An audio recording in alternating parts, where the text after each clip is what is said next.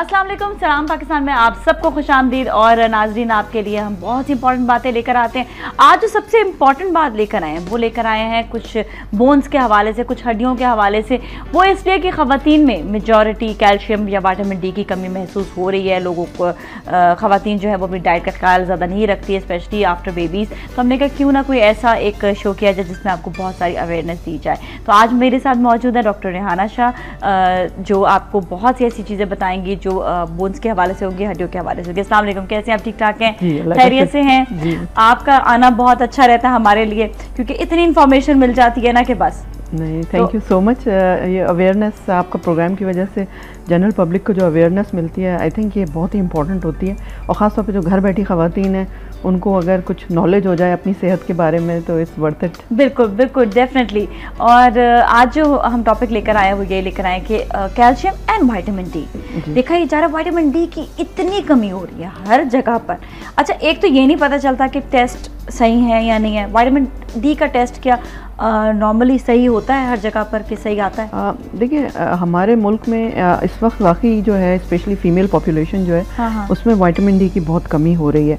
और अक्सर पहले तो ये होता था कि हड्डी की बीमारी के बारे में ये कहा जाता था कि ये बुढ़ापे की बीमारी है। जो लोग शिकायत करते थे जोड़ों में दर्द की तो लोग कहते थे भाई अब तो बुढ़ापा आ गया। लेकिन अब मैं देख रही हूँ कि यंग फीमेल पॉपुलेशन जो है वो भी अक्सर जो है वो कहीं घुटने में दर्द है या टांगों में दर्द है या थोड़ा सा काम किया या सीढ़ियाँ चढ़ने उतरने में, तो एक तो थोड़ा सा हमारा जो लाइफ स्टाइल है वो भी रिस्पॉन्सिबल है, क्योंकि हम लोग सेडेंटरी लाइफ स्टाइल की तरफ ज्यादा चले गए। तकलीफ होती है क्या अगर विटामिन डी की कमी होती है? जी बिल्कुल। बोन पेन जो होता है बहुत कॉमन होता है। बोन एक तरह से समझे देखा जाए तो कमजोर हो जाती है। हालांकि वी आर सो लकी के पाकिस्तान में जो और हमारा जो शहर है उसमें विटामिन डी एक तरह से फ्री सोर्स है, क्योंकि धूप जो है it's a natural source of vitamin D. तो अगर आप थोड़ी देर 10-15-20 मिनट जो है अर्ली मॉर्निंग की धूप हो या लेट मतलब शाम की धूप हो तो उसमें अगर आप 10 से 15 मिनट बैठें तो आपको अच्छी खासी विटामिन डी मिल जाती है। अच्छा। जो आपकी बॉडी के लिए सफिशिएंट है। ठीक है। इसके अलावा डाइटरी जो फैक्टर्स हैं उनमें दूध ऑफ कोर्स, लेकिन अगर फ्रेश मिल्क हो तो उसमें विटामिन डी आपको मिलता है। फ्रेश मिल्क और डब्बे के मिल्क में थोड़ा सा फर्क आ जाता है? डब्बे का जो मिल्क होता है उसमें फोर्टिफाइड होता है, मतलब वो ऐड करते हैं विटामिन डी को।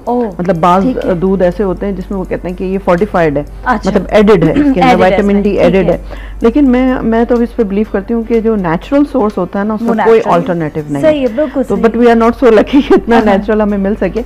तो उसके अलावा जो है केला जो है, banana, it's a very good source of calcium and vitamin D.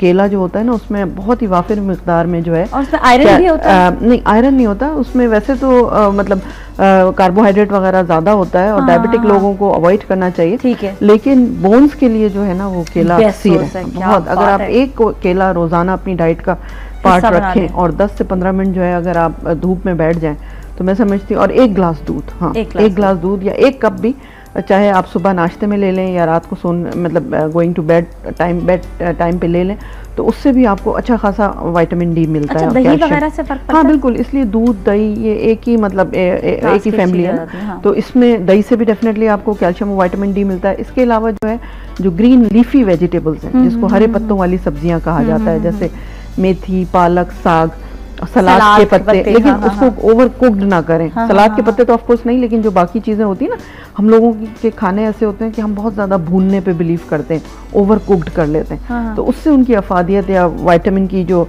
मिकदार है ना वो डैमेज हो जाती है। तो ओवर सलाद के पत्ते बेस्ट हैं, उसमें आपको बहुत अच्छा विटामिन डी मिलता है। तो ये चीज़ें जो हैं बहुत अच्छे। इसके अलावा पानी बहुत ज़्यादा पीना चाहिए। अच्छा। क्योंकि जितना आप पानी पीते हैं तो आपके जो जैसे आप देखिए हम बाहर की सफाई के लिए नहाते हैं तो कितना अच्छा फील करते हैं ना नहाने के बाद। तो इसी तरह अगर आप जितना पानी पियेंगे तो आपकी किडनीज और जो इंटेस्टाइन वॉश आउट हो जाती हैं, फ्लश आउट हो जाता है। तो जो भी मतलब जर्रे अंदर जमने होते हैं ये सब, तो वो सब निकल जाते हैं। टॉक्सिक प्रोडक्ट्स भी को भी बाहर निकलने में आसानी होती है। तो जितना आप पानी पीते हैं ना वो आपकी स्किन के लिए और आपकी बोन्स के लिए मतलब एक तरह से समझे उनको लुब्रिकेशन मिल जाता है। तो पानी पीता है, खासतौर पे हमारा वेदर ऐसा है कि पानी जो है कि वैसे भी हम कितना पीना चाहिए वैसे खवातीन को?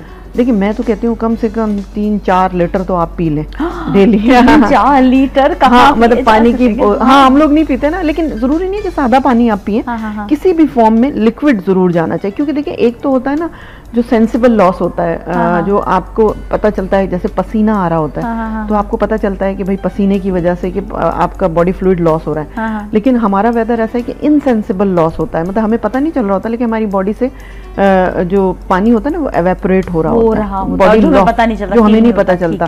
तो हम और पानी में मतलब इतना टेंडेंसी हम लोगों में ऐसी है, और खासतौर पे हम लोग और ड्रिंक्स यूज करते हैं, जैसे कोला वगैरह ज्यादा यूज करते हैं, उसके बहुत साइड इफेक्ट्स होते हैं। Simple glass of cold water जो है ना, it's the best drink in the world. Oh my God. अच्छा, मैंने ये भी सुना था कि कोला जितना अगर एक ग्लास पिया जाए तो उसके साथ फिर 10 ग्लास कैल्शियम के, मतलब दूध के आप लें। हाँ बिल्कुल, और उसमें शुगर ही स्टफ बहुत होता है ना, यानी एक कोला की अगर आप एक ग्लास भर के आप पीते हैं तो उसमें 6 से 7 चमचे समझे चीनी आपके बॉडी में चली गई ऑटोमेटिक। तो वो आपकी मतलब जिसे कहते हैं डाइटरी पॉइंट ऑफ व्यू से भी इट्स नॉट गुड, टेस्टी। तो अच्छा, फिर वो बोन्स को भी, खासतौर पे जो यंग बच्चे हैं, टीनेजर्स हैं, उनके भी जो बोन्स वगैरह होते हैं, दांत जो होते हैं, उनको भी वो डैमेज करता है। अच्छा, कोलास जो है ना, आपको पता है बाहर की कंट्रीज में तो स्कूल लेवल पे कम से कम कोलास बैंड है, मतलब स्कूलों में सप्लाई नहीं होती, सिर्फ जूसेस सप्लाई होते हैं, लेकिन कोलास जो है स्ट्रिक्टली बैंड है यूरोपियन कंट्रीज में, और जो अमेरिका में है वहाँ पे स्कूल में बिल्कुल आपको मतलब स्कूल कैंटीन में जो है इट्स नॉट अवेलेबल। एडिक्शन हो जाता है ना कि बच्चे ऑटोमेटिकली इसको जो है बहुत ज्यादा पीने लग जाते हैं। अच्छा है बच्चों को इसकी एडिक्शन ना दी जाए, इसको इतना ज्यादा इसका मतलब वंस इन अ वाइल तो सही है, जैसे आप कोई किसी जगह गए, बर्गर अगर खाया उसके साथ ले लिया, लेकिन इसको रूटीन ना बना लें। जैसे मैं देखती हूँ कि बाद लोग तो पानी पीते ही नहीं है, वो सिर्फ कोल्ड ड्रिंक्स या इसके ऊपर जिंदा होते हैं। That's not a very good habit। अच्छा, ये बताएं कि विटामिन डी की कमी से या कैल्शियम की कमी से नुकसान क्या क्या होते हैं? हाँ, नुकसान बहुत ज़्यादा हो सकते हैं। ख़ासतौर पे मैं आपको बताऊँ, यंग एज में तो इतना पता नहीं चलता। जहाँ तक अगर हम फीमेल के हिसाब से बात करें तो जो आपकी रिप्रोडक्टिव लाइफ होती है, मल्टीपल प्रेगनेंसीज वगैरह होती हैं, तो उस वक्त क्या होता है कि जो कैल्शियम होता है वो आपकी बॉडी से ड्रेन आउट हो जाता है। जैसे प्रेगनेंसी की मैं मिसाल दूँ, प्रेगनेंसी में क्या होता है कि अगर आपकी बॉडी में कैल्शियम कम है, विटामिन डी कम है, लेकिन जो आपका जो बोन्स होते हैं ना, वो एक तरह का गोदाम होते हैं कैल्शियम का, खासतौर पे जो बैक बोन है उसमें क्या होता है कैल्शियम बहुत ज़्यादा मौजूद होता है, विटामिन डी होता है। तो बच्चा जब बन रहा होता है प्रेगनेंसी में तो वो तो ड्रेन आउट कर लेता है। अच्छा, इसी तरह जो लैक्टेटिंग मदर होती हैं, दूध क्या है वो भी बेसिकली कैल्शियम है, विटामिन डी है, तो वो भी जो होता है ना आपकी बॉडी के जो मतलब गोदाम है वो खाली होते चले जाते हैं। तो उस वक्त तो इतना पता नहीं चलता, लेकिन जैसे जैसे एज बढ़ती है अगर आप उनको रिफिल नहीं करेंगे, मतलब अपनी डाइट में, जैसे जो लैक्टेटिंग मदर हैं या प्रेग्नेंट औरतें जो है अपनी डाइट में अगर दूध या कैल्शियम वाली चीज़ें नहीं रखती, तो क्या होता है कि 30-40 की एज के बाद जब आपकी रिप्रोडक्टिव साइकिल भी स्टॉप होने लगती है, तो उस वक्त क्या होता है कि फिर वो कमी जाहिर होनी शुरू हो जाती है। अच्छा। और अमूमन आप देखें कि 40 के बाद औरतें जो है ना वो शिकायत करना शुरू करती हैं। मर्दों में थोड़ा उनको थोड़ा बेनिफिट हासिल है कुदरती तौर पे बाय नेचर, कि उनकी जो ऑस्टियोपोरोसिस जिसको हम कहते हैं, यानी हड्डियों का भुरभुरापन, मर्दों में उमूमन 70 तक का उनको मार्जिन मिल जाता है। हाँ, मतलब दे आर क्वाइट कंफर्टेबल, उनको इतना अनलेस एंड अनटिल कोई ट्रॉमा है, एक्सीडेंट वगैरह हुए तो उसकी वजह से हड्डी अगर कमजोर हो गई, औरतों में नहीं होता। नहीं, औरतों में क्या होता है, once you reach menopausal age 40-45, तो उसके बाद जो हार्मोनल सिस्टम है हमारा, औरतों का जो निज़ाम है वो ऐसा है कि वो ऑटोमेटिकली उनका जो हार्मोनल सिस्टम है वो और बोन्स जो है ना वो आपस में इंटरलिंक्ड है। मतलब समझे उनका एक तरह का चोली दामन का साथ है कि जैसे जैसे वो रिप्रोडक्टिव निज़ाम उनका कम होने लगता है, ऐसे ऐसे उनकी हड्डियों में भी भुरभुरापन आने लगता है। मतलब जो हार्मोन ईस्ट्रोजन एक ऐसा हार्मोन है जो ओवरीज से आता है, जिसको कि आप बैजादानी आम फहम जबान में कहा जाता है। तो ओवरीज में क्या होता है कि जब ईस्ट्रोजन का लेवल कम होने लगता है 45 की एज को पहुंचने के बाद, मीनोपॉज के आसपास, तो उस वक्त क्या होता है कि वो बोन्स में कैल्शियम का लेवल भी डाउन होने लगता है। अच्छा, तो उस वक्त वो खासतौर पे बड़ा इंपॉर्टेंट पीरियड होता है। उस वक्त हमें चाहिए कि अपनी डाइट में कैल्शियम का बहुत ज़्यादा ख्याल रखें, और एडिड मतलब अगर आपका निज़ाम हाजमा अच्छा है और आप बाय न्यूट्रिशन मतलब डाइट से आप उसको कवर कर सकते हैं, जैसे मैंने अभी बताया दूध है, दही है, सब्जियां हैं, तो फिर आप और थोड़ा बहुत धूप है, और थोड़ा अपने आप बॉडी को एक्टिव रखें, क्योंकि वो जो कहते हैं ना हरकत में बरकत है। मतलब जितना ज्यादा आप अपने आप को मोबाइल रखेंगे, मोबाइल से मेरा मतलब ये है छोटे मोटे कामों के लिए, हाँ,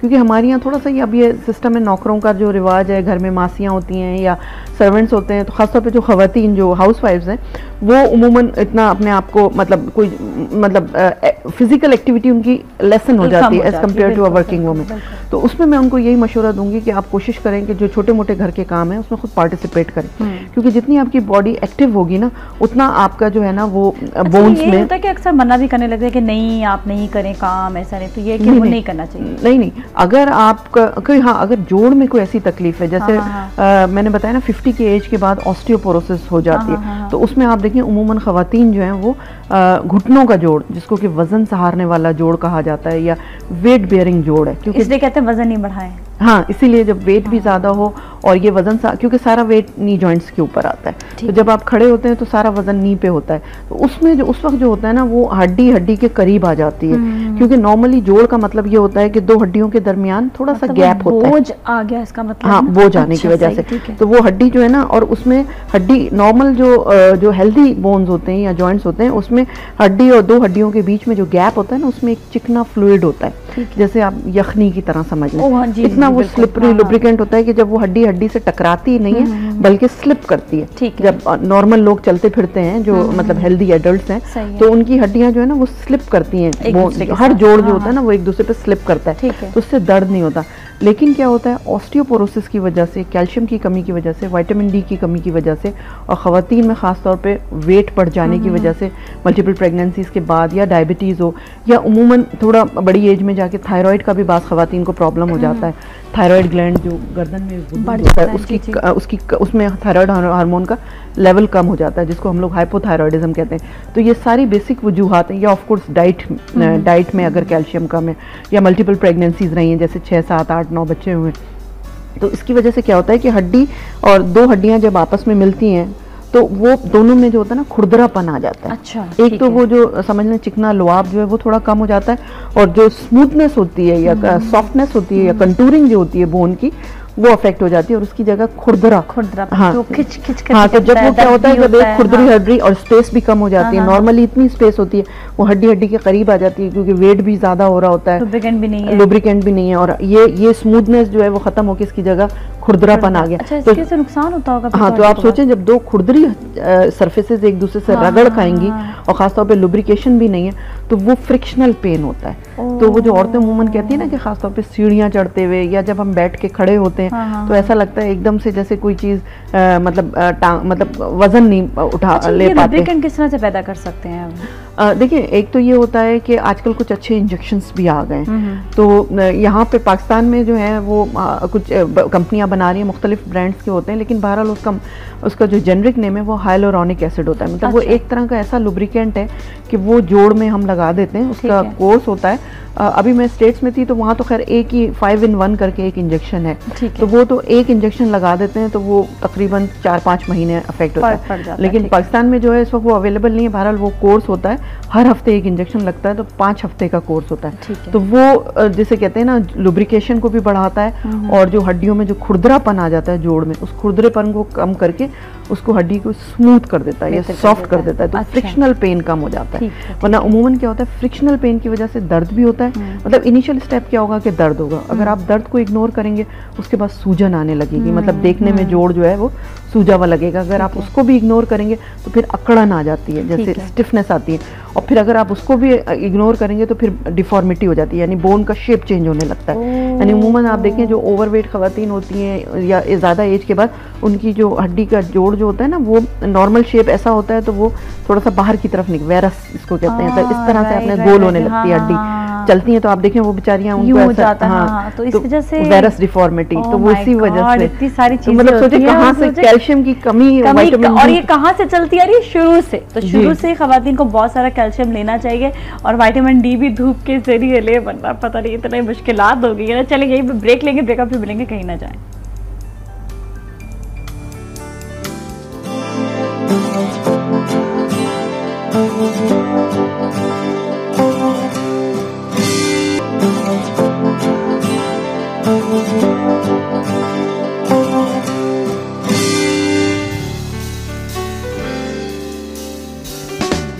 वेलकम बैक। और एक सेकेंड दोबारा से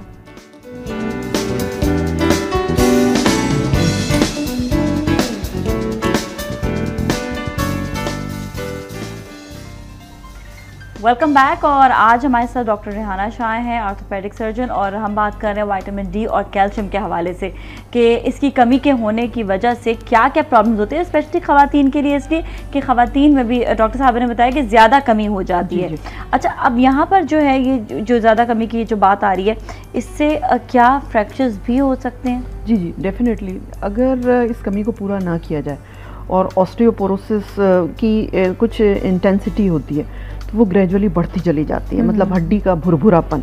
देखिए, ऑस्टियो जो लफ्ज़ है ना, उसका मतलब होता है बोन। कहीं भी लफ्ज़ अगर ऑस्टियो आता है इट मीन्स बोन, और पोरोसिस जो है वो लफ्ज़ निकला है पोर से, जिसको हम उर्दू में छेद कहते हैं। तो समझे हड्डी में छोटे छोटे मामूली से छेद हो जाते हैं, समझ ले। तो आप सोचे छेद वाली चीज़ तो डेफिनेटली कमज़ोर होगी।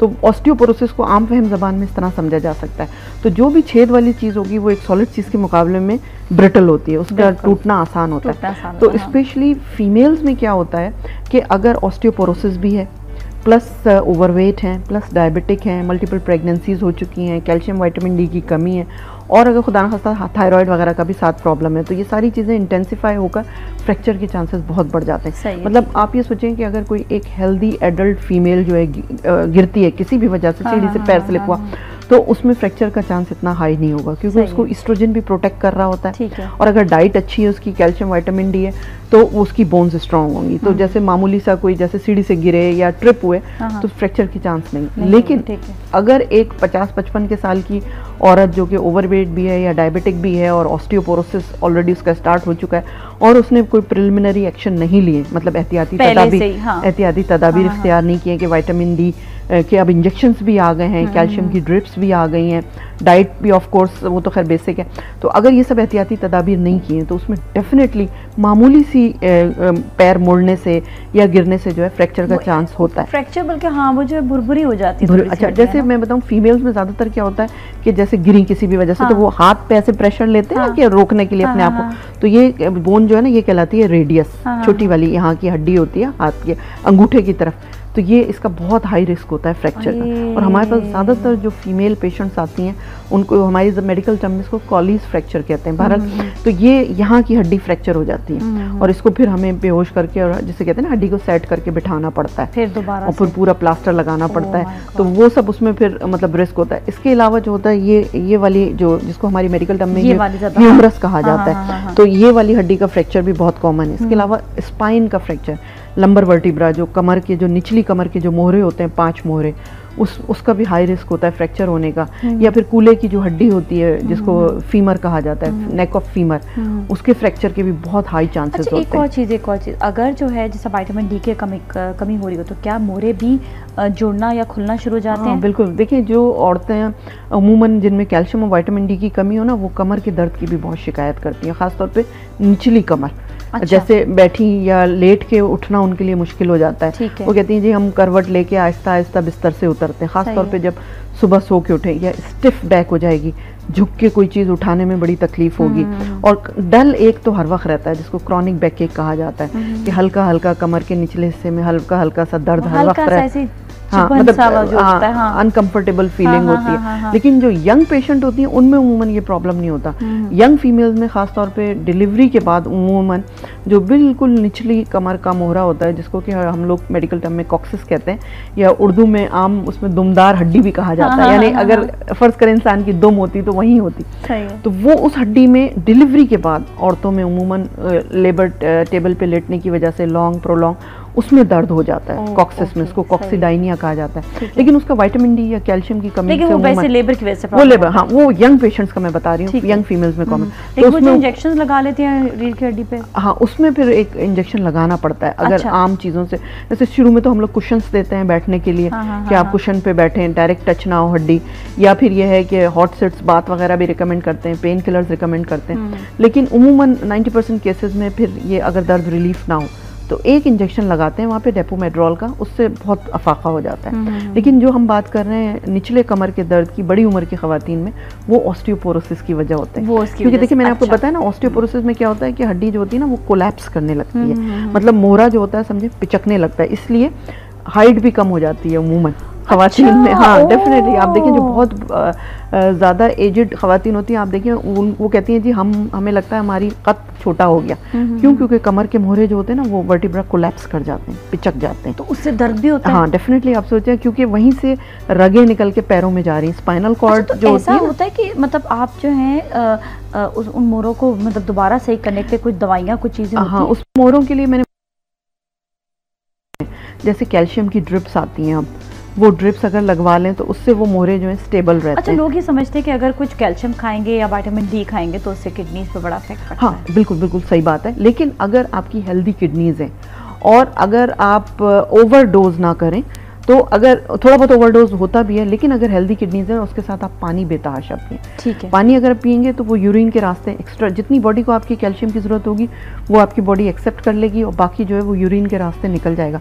लेकिन अगर आपको कोई खुदा ना खास्ता किडनी का प्रॉब्लम है, जैसे स्टोन की टेंडेंसी है या ऑलरेडी स्टोन है, तो उसमें फिर हम कैल्शियम कॉन्ट्राइंडिकेटेड, उसमें हम मना करते हैं। विटामिन डी ले सकते हैं लेकिन कैल्शियम हाँ कैल्शियम नहीं। अच्छा, क्योंकि कैल्शियम जो होते हैं ना, स्टोन्स जो होते हैं उमूमन कैल्शियम के स्टोन्स होते हैं। वैसे तो किडनी में और भी कई टाइप के यूरिक एसिड वगैरह के भी स्टोन्स होते हैं, लेकिन कैल्शियम जिन लोगों में स्टोन की टेंडेंसी है या पहले से कभी स्टोन बन चुके हैं या उनका यूरिनरी ट्रैक इन्फेक्शन वगैरह है, मतलब किडनी का कोई प्रॉब्लम है, तो उसमें फिर हम लोग मना करते हैं कि कैल्शियम ना लें, आप डाइट में कम करें और कैल्शियम ले लें। फिर उसकी जगह विटामिन डी के इंजेक्शंस होते हैं या फिर वो कैल्शियम की जो ड्रिप्स आ जाती हैं वो खासा, फिर वो नुकसानदेह तो नहीं होते? नहीं, वो नुकसानदेह नहीं होते। अच्छा, विटामिन डी के आपने बताया कि इंजेक्शंस होते हैं, लगाते भी लोग, पी भी लेते हैं उसको? हाँ, वो अमूमन ये होता है, लोग कहते हैं कि वो इंजेक्शन तोड़ के हम पी भी लेते हैं, वो बाग जगहों पे होता है, लेकिन जो रिकमेंडेड है वो बेहतर ये है कि इंजेक्शन लगवा लें।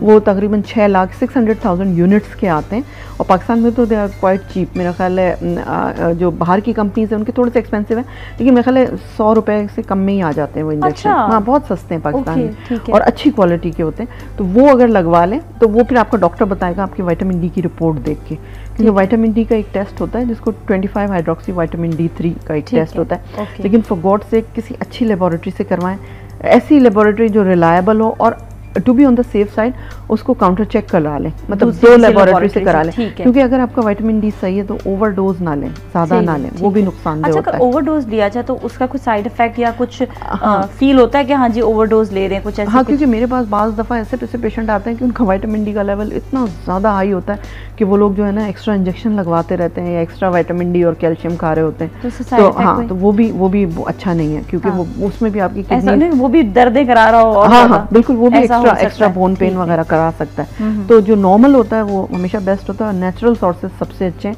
अगर आपका निज़ाम बॉडी का सही है।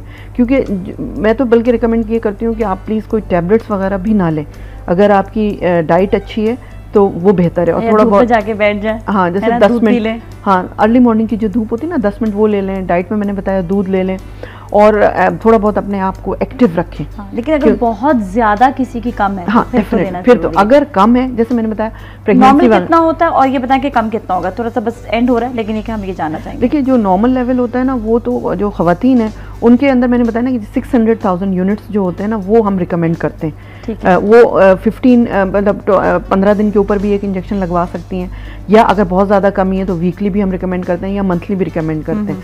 लेकिन अगर जो नॉर्मल उनकी डोज होती है वो तकरीबन मतलब जो हर लेबोरेटरी के अपने यूनिट्स होते हैं, तो वो यूनिट्स के हिसाब से फिर हम डिसाइड करते हैं। तो इसके लिए फिर ये है कि आपको अच्छे जिस पर्टिकुलर लैब से आपने कराया, बिल्कुल, तो ये कि उसके हिसाब से फिर आप बताएंगे। थैंक यू सो मच, बहुत बहुत शुक्रिया, बहुत इंपॉर्टेंट बातें पता चली। और इसके साथ ही चलेंगे अगले सेगमेंट की तरफ, आप लोग कहीं ना जाएं।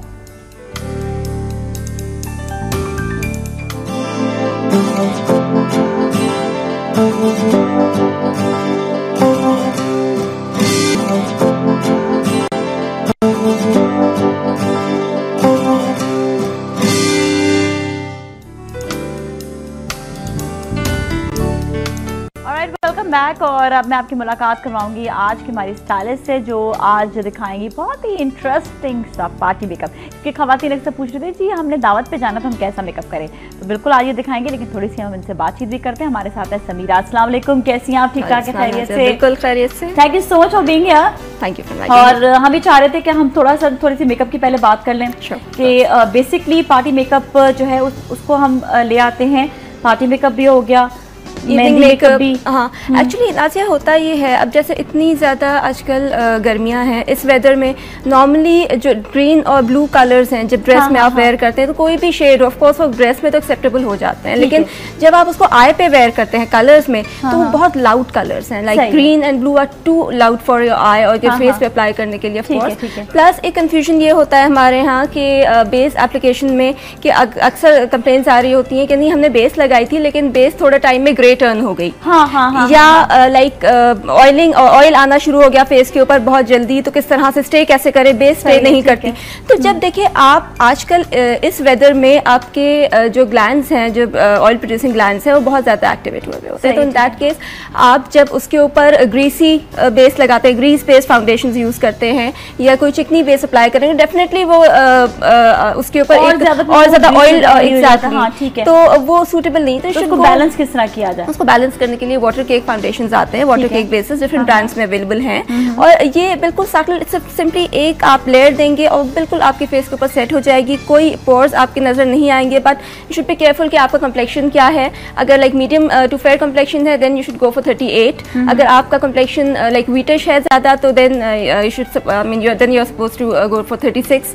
लेकिन अगर बहुत फेयर कम्प्लेक्शन लाइक बिल्कुल इंग्लिश कम्प्लेक्शन है तो फिर 45 या उससे ऊपर के शेड्स फिर आपके जो फिर आपका ये होता है कि आप थोड़े से लाइटर टोन्स की तरफ आप लेकर जाते हैं। तो मैं चाहेंगे आप प्रैक्टिकली भी थोड़ा सा हमें दिखाएं कि पार्टी मेकअप जो है वो कैसा करेंगे, ताकि ये कि हमारे जो नाज़रीन है वो देख सके और समझ सके कि पार्टी मेकअप कैसा करना है। ठीक है, ऑलराइट। आज हमारे साथ मॉडल भी मौजूद हैं और आज समीरा जो हमें मेकअप दिखाएंगी और वो है पार्टी मेकअप, जो बहुत लोग फरमाइश भी कर रहे होते हैं कि जी पार्टी मेकअप कैसा होना चाहिए, और बड़ा अच्छा फैशनेबल आजकल ये फूलों का बड़ा फैशन है, अभी तक का फैशन है, अभी तक ये फैशन गया नहीं है और बहुत अच्छा लगता है। तो ये तो इन्होंने बाल शाल बड़े अच्छे सेट करे हुए हैं और उसी के हिसाब से ये दिखाएंगी कि कैसा पार्टी मेकअप। जी, सबसे पहले नाज़िया मैंने इनर कलर जो लिया है, देखिए इनके ड्रेस में ब्लू और ग्रीन्स के लाइक एक मिक्स कलर है। इस पे हम ये कलर एग्जैक्टली मैच नहीं करेंगे आई के ऊपर, हम कंट्रास्ट रखेंगे, ऐसे कंट्रास्ट का कॉम्बिनेशन करेंगे लाइक या न्यूट्रल कलर्स पे हम रहेंगे कि वो किसी भी ड्रेस के साथ लाइक कॉम्प्लीमेंट करें। जरूरी नहीं ही हो या कुछ ऐसा एग्जैक्ट प्रोमिनेंट हम डालें, बिल्कुल वो जरूरी नहीं है, क्योंकि आपके क्लाइमेट से ज्यादा मैच करना चाहिए आपका आई कलर एज कम्पेयर। बिल्कुल सही कहा, बिल्कुल सही कि वाकई आपके क्लाइमेट से मैच करना चाहिए, बनस्बत इसके कि आप डिट्टो यूं करके मैचिंग ऐसे करके देख रहे थे। जी बिल्कुल मैच है। जी हाँ जी। इनर कलर हम लाइक न्यूट्रल ग्रे ब्लू सा कलर है, इसको अप्लाई कर रहे हैं। ठीक है, ये है ग्रे हाँ, देखो टिपिकल ग्रीन कलर नहीं डाला हुआ, ये ना मिक्स सा कलर है एग्जैक्टली कि वो मिक्स कलर। ये आप देखते भी जाए कि मेकअप करके, और पहले आपने आईलिड के ऊपर कर मैंने आई सॉकेट पूरा कवर किया है, हाफ आई सॉकेट, इनफैक्ट जो आई बॉल का एरिया है वो हाफ कवर करेंगे। ठीक है, उसको हाफ कवर किया पहले, ये देखिएगा साथ साथ ये कवर भी हो रहा है। और आपको ये भी बताते जाए कि जो जो मेकअप आप घर पे अप्लाई कर रहे होते हैं उसको आप प्रॉपर देखिए, जिस तरह लगा रही हैं उसको आप उसको भी देखना जरूरी है। कई लोग हाथ से लगा लेते हैं, कई लोग ब्रशेस यूज़ करते हैं, और आप जिस ये इसको स्पेशल कहेंगे, क्या कहेंगे इसको?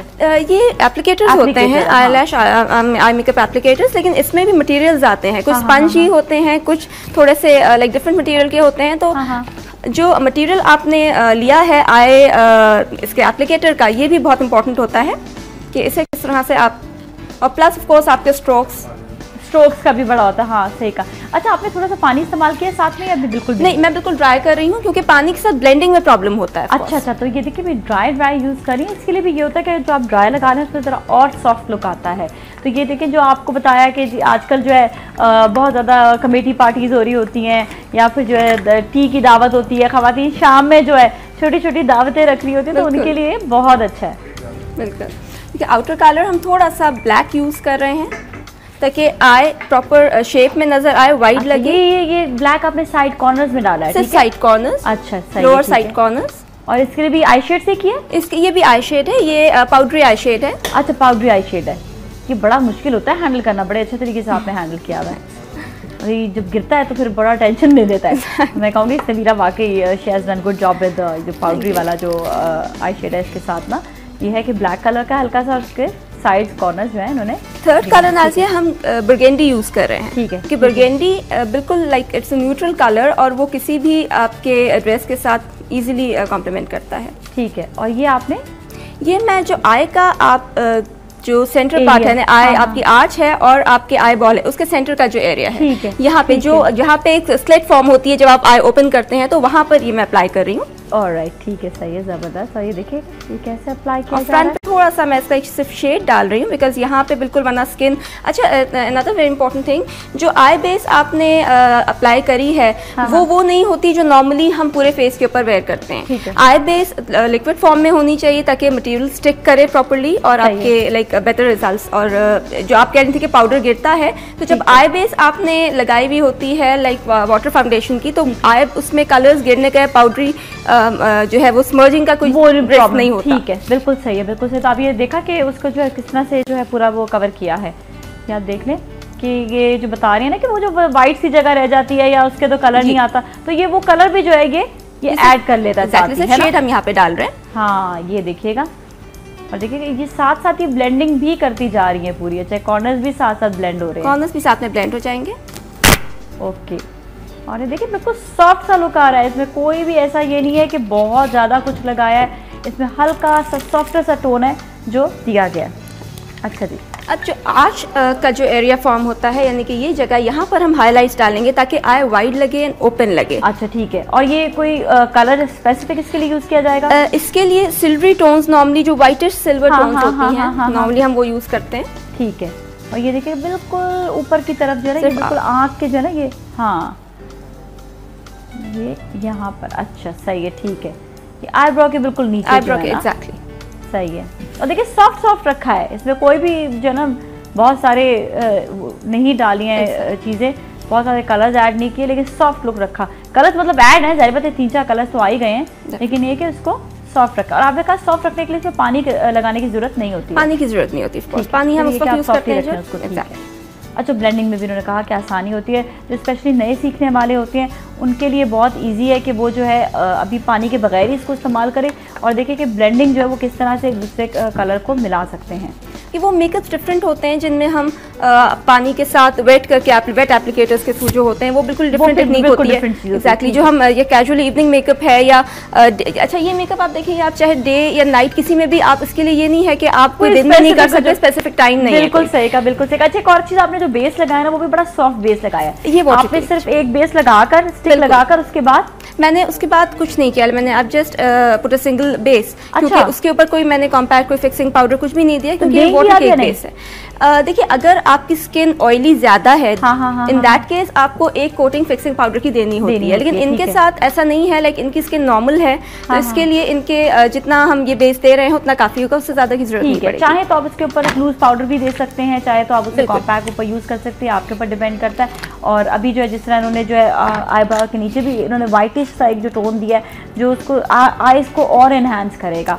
और अब आप इसके बाद आईलाइनिंग कर रहे हैं, और सॉरी इसके बाद आईलाइनर के बाद फिर आप जो है, अच्छा आईलाइनर का भी बड़ा काम होता है कि देखिए कि अभी जो है जिसे कहते हैं ना कि थोड़ी आंख जो है वो नामुकम्मल सी हो, वो लाइनर के बगैर फिनिशिंग आ जाती है जब एग्जैक्टली लाइनर के बाद ये और मुकम्मल हो जाएगी। और केक लाइनर होता है, केक लाइनर का सबसे ज़्यादा फायदा ये है कि वो जो है आप उसको आराम से उसको यूज़ कर सकते हैं। एग्जैक्टली, वो ब्लेंड भी तरीके से हो जाता है। अच्छा जी, नॉर्मली इस एरिया में पाउडर डाल दिया जाता है ताकि अगर कोई लाइक प्रॉब्लम हो या आपको ऐसा लगे कि पाउडर गिर रहा है, तो डेफिनेटली वो फिर सेटल हो जाता है। फिर वो जो है वो ये कि आप आँख के नीचे पाउडर दें तो ज़रा सा वो जो होता है ना वो थोड़ा सा सटल लुक भी आ जाएगा, और साथ ही ये है कि वो जो पाउडर नीचे गिर रहा होता है उसको ये कवर कर लेगा। वरना कि बेस से थोड़ा सा आप अगर गिर भी जाए तो उसको दोबारा से आप कवरिंग दे सकते हैं। नीट करते रहना चाहिए मेकअप को बार बार। एग्जैक्टली, और कॉटन बड आप यूज़ कर सकते हैं। कॉटन बड पर बेस लगा के आप उसको रेडी रखें ताकि जब भी आपको ज़रूरत पड़े आप उसको क्विकली यूज़ कर सकें। ठीक है, ठीक है, बिल्कुल सही है। और पार्टी मेकअप की जहाँ पर बात होती है वहाँ पर इसको सॉफ्ट रखें। पार्टी मेकअप ये कि आप इसको डे में भी इस्तेमाल कर सकते हैं, इसी टाइप के मेकअप को आप रात में भी यूज़ कर सकते हैं। जी, आप लाइनर लगा रहे हैं? जी, ये लाइनर है, मैं ब्रश की मदद से लगा रही हूँ। नॉर्मली जो लोग लिक्विड लाइनर यूज़ करते हैं उसकी स्मर्जिंग ज़रा प्रॉब्लम देती है, लेकिन ये ज़रा ईजिली ये स्पंज भी हो जाता है। हाँ, अगर किसी को सॉफ्ट लुक देना हो तो वो ये है कि वो लाइनर लगाकर उसको स्मच करें तो ये कि वो थोड़ा सॉफ्ट लुक आ जाएगा। और अगर आंखों का शेप चाहिए आपको, क्योंकि अक्सर ड्रूपी आंखें होती हैं जिसके लिए शेप की बहुत ज़्यादा ज़रूरत होती है, तो उसके लिए ये कि फिर आप लाइनर में आप बेशक उसको आप नहीं उसको स्मच करें, तो वो बेहतर लुक देगा। अच्छा, थोड़ा सा नीचे भी दिखाया आपने आके? जी, ये मैंने नीचे हाफ आई पर दिया है, half I centre of the eye ball से लेकर मैं आउटर डायरेक्शन में, और बिल्कुल स्ट्रेट लाइन पे मैं रन कर रही हूँ, ताकि इनके नॉर्मली हमारी आईज थोड़ी सी ऊपर की डायरेक्शन में होती है, तो वो वन लाइन जब बनती है तो प्रॉपर उसमें लाइक फिनिशिंग ज़्यादा अच्छी आती है इस तरह से। ठीक है, ग्रेट। ये देखिएगा, इसको कवर किस तरह से करना है, ये देखिएगा। लाइन में कहीं ब्रेक नहीं आना चाहिए, कभी भी एक गो में मत लगाएं, क्योंकि नॉर्मली बहुत लोगों की आदत होती है उठाए और फौरन तो लाइक वो बड़ा क्रिकेट सा लुक भी आ जाता है, अच्छा नहीं लगता। ऑफ कोर्स जी, इसको ब्रेक देकर आप कभी भी वन गो में ना लिप लाइनिंग करते हैं ना आए। ये देखिएगा, हाँ ये भी देखिए साइड पर भी आपने जो है इसको कवर कर दिया है ना। जी बिल्कुल। देखिए शेड का जो कॉर्नर है, कॉर्नर जिस तरह से बनता है ना, वो एक लुक बड़ा अच्छा सा दे रहा होता है। फिनिशिंग उसमें अच्छी आ जाती है। फिनिशिंग अच्छा, ब्लश ऑन का जो बेसिक टेक्निक है वो तो ये है कि आपने ट्रायंगल बनाते हैं आप इस तरीके से, और आई जो आपका एयर है इसके नीचे इस गाल पे अगर दिखाएंगे ना ट्रायंगल तो ज्यादा अच्छा नजर आएगा। हाँ ये इस तरीके से देखिएगा, और यहाँ पर आप फिलिंग देते हैं ब्लश ऑन की, उसके बाद आप फेस शेप के हिसाब से उसको ब्लेंड करते हैं। ठीक है, सही है। तो आपने ये देखा कि ये जो ट्रायंगल बनाई है, तो इन्होंने आपको दिखाया कि किस तरह से ये ऐसे करके करना है, लेकिन ये कि आप जो अंदाजे से फिर उसको आप लगाएंगे, ये नहीं कि यूं लगाकर फिर आपने किया। अब वो देखिए जिस तरह वो लगा रही है ना, ये इस तरह से आपने लगाना है। ये देखिएगा फेस बैलेंस्ड है, हम थोड़ा स्ट्रेट लेकर जा रहे हैं। वैसे एक्चुअली जो ब्लश ऑन है it is a part of contouring. ये इसलिए नहीं होता कि फेस के ऊपर लाइक पैच नजर आए बड़ा सा बना हुआ, जो नॉर्मली मैंने देखा है कि या तो height of the cheek bone, बिल्कुल highest point of the cheek bone लोग दे देते हैं बिल्कुल रेड, तो वो या pink colours, dark pink colours, तो वो जरा सा ऑड लगता है। सॉफ्ट रखना चाहिए, सॉफ्ट रखना चाहिए। जा रहे होते हैं कहीं बाहर, देखिए हर एक का मेकअप अलग-अलग होता है। अगर आप ये देख रहे हैं कि फोटोग्राफी करवानी है या मॉडलों के, आजकल उधर भी सॉफ्ट मेकअप चल रहे हैं, वहां पर भी वो लकीरों वाला सीन जो वो खत्म हो चुका है बिल्कुल। बल्कि वो कहते हैं फोटोग्राफर्स, ये आपने क्या करा लिया। तो इसलिए आप जो है ना बिल्कुल इसको सॉफ्ट ही इसको टोन रखें। ये देखिए किस तरह ये कर रहे हैं कि आपने इसको सॉफ्ट हाथ रखते हुए सिंपली आपने टच दिया है ब्लश का कि आपको। अच्छा, चिन की भी वैसे आपने कॉन्टूरिंग पहले कर दी, लेकिन थोड़ा सा बता दें तो और अच्छा हो जाएगा, ताकि कि हमारे जो नाज़रीन देख रहे हैं वो चिन की कॉन्टूरिंग को जरा पसंद करते हैं ना कि किस तरह से होगी, तो वो बताएंगे। ये देखिएगा। अच्छा देखिए, ब्लश ऑन के बाद एक और चीज़ जो इम्पोर्टेंट है वो ये कि highest point of the cheek bone पर आप थोड़ा सा शिमर डालते हैं, लाइक लाइटेस्ट पिंक कलर आता है, ऑलमोस्ट व्हाइटिश कलर होता है वो, और उसको आप यूज करते हैं highest point of the cheek bone. और किस तरह से मैं बताती हूँ, उससे फर्क क्या आता है? उससे आपका फेस और फ्रेश लगता है। लाइक अगर आप देखिए इस एरिया पर अगर आप ब्लश ऑन लगा देंगे, डार्कर कलर देंगे, तो आपका फेस थोड़ा सा ढलक जाएगा, ऐसा लगेगा कि लिफ्ट देने के लिए एग्जैक्टली। और जब आप स्माइल करेंगे तो यहाँ पे एक ग्लॉस आता है, आपने देखा होगा कि ना एक फ्रेश लुक आ रहा होता है, लाइक वो बड़ा खिंचा हुआ लुक आता है, खिंचा हुआ सा चेहरा। एग्जैक्टली, ये देखिए कहाँ पे लगा रही है। और ये जो है ये कलर बिल्कुल आए के इस साइड के अंदर नहीं जाना चाहिए, और दूसरी तरफ दिखाएं, वहां से कैमरा ज्यादा प्रोमिनेंट हो रहा है। हाँ ये देखिएगा, ये जो है शिमर लग रहा है इस जगह पर।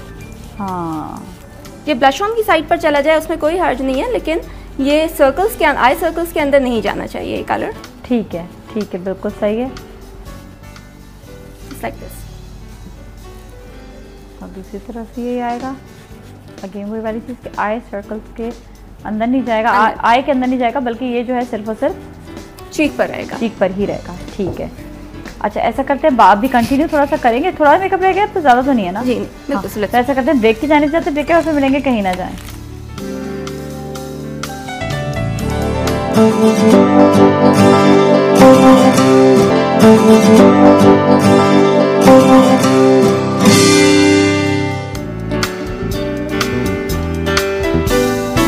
Welcome back. और हमारे साथ आज स्टाइलिस्ट समीरा मौजूद हैं, और इन्होंने आज जो है पार्टी मेकअप आपको दिखाया है।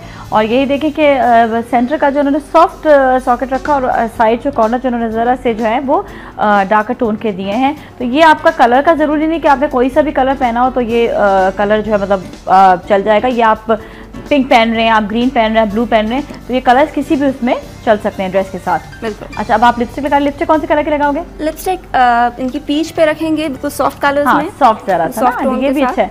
अच्छा, सॉफ्ट कलर से ये कि जरा सा आपका लुक भी जरा थोड़ा यंगर लुक आता है, और ये कि थोड़ा सा अच्छा लुक भी और अब नाज़िया वो ट्रेंड है भी नहीं कि इतने हेवी कलर्स आप लिपस्टिक के लाइक वेयर करें। अगर आपका ड्रेस कलर पिंक है ऑफ कोर्स या रेड है, तो दैट समथिंग डिफरेंट, तो आप मैट कलर्स पे यूज कर सकते हैं, वरना फिर ये कि आप थोड़ा सा इसको सटल रखें। और ये कि सटल में ये हो जाता है कि आप हर कोई तो अपने फर्स्ट किसी फैमिली की दावत में नहीं जा रहा होता ना, तो अब आप एकदम से किसी की दावत में जा रहे हैं और आप जो है वहाँ पर सिर्फ मतलब कोई आप बहन नहीं है या आप उनके कोई फर्स्ट कज़न नहीं है और आप सिर्फ जो है कि उनको आपको दावत आई हुई है, तो वो ऐसा होता है कि आपको अपने कलर्स थोड़े से आंखों के और वो लिप के थोड़े से जो ना सटल रखने चाहिए। अगर आप बहुत हैवी कलर्स यूज़ करें तो लोग आपको देखेंगे तो ज़रूर, लेकिन वो कोई अच्छाई में नहीं देखेंगे। हाँ डेफिनेटली वो आपका एक अच्छा सॉफ्ट कलर रखेंगे, आपका इम्पैक्ट जो दूसरों पर आए वो अच्छा आना चाहिए, एग्जैक्टली लुक जो है वो अच्छा लगना चाहिए।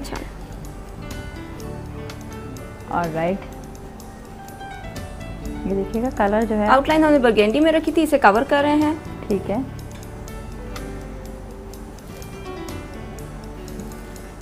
इसको जो है पूरा भी कवर कर देंगे, है ना? ये पूरा कवर हो जाएगा। ठीक है, और ये जो लिप की भी जहाँ पर बात आ रही है वहाँ पे ये है कि आप ये देखिएगा कि लिप कलर जो है वो आप अपनी मर्ज़ी से दे सकते हैं, इससे भी और ज़्यादा आप लाइटर दे सकते हैं, इससे और ज़्यादा डार्क भी दे सकते हैं, पर डिपेंड करता है कि आप कहाँ जा रहे हैं। होता ये है कि जहाँ पर हम जैसा दावत का देखते हैं कि कौन सी दावत में जाना है, अक्सर दावतें ऐसी होती हैं जहाँ पर आप बहुत ज़्यादा जो है मेकअप कर जाएँ, जहाँ पर बहुत ख़वातीन सब लश वश तैयार होकर आई हुई होती हैं, तो बड़ा अच्छा लगता है कि आप बहुत सारा मेकअप करें। और जहाँ पर ऐसा होता है कि जहाँ पर थोड़ा सा सटल जो है लुक चाहिए होता है, तो वहाँ पर आप सटल मेकअप करें। तो टॉल डिपेंड्स कि कहाँ जाया जा रहा है ना? Very true. अच्छा, इसको आपने इस पर हम हाईलाइट से कवर कर देंगे, I am sorry gloss, lip gloss देंगे। ठीक है, कहीं कुछ लिप्स पे हम सिर्फ सेंटर ऑफ द लिप्स देते हैं, लोअर लिप, लेकिन यहाँ इनके फुल हम कवर कर सकते हैं क्योंकि इनके लिप्स बहुत ब्रॉड नहीं है। जब ज़्यादा ब्रॉड लिप्स होते हैं डेफिनेटली आपको केयरफुल होना पड़ता है कि आप बहुत ज़्यादा लाइक उनको ग्लॉसी ना करें, अदरवाइज़ वैसा लगता है कि बहुत बल्ज आउट हो रहे हैं और कोई अच्छा लुक नहीं देते।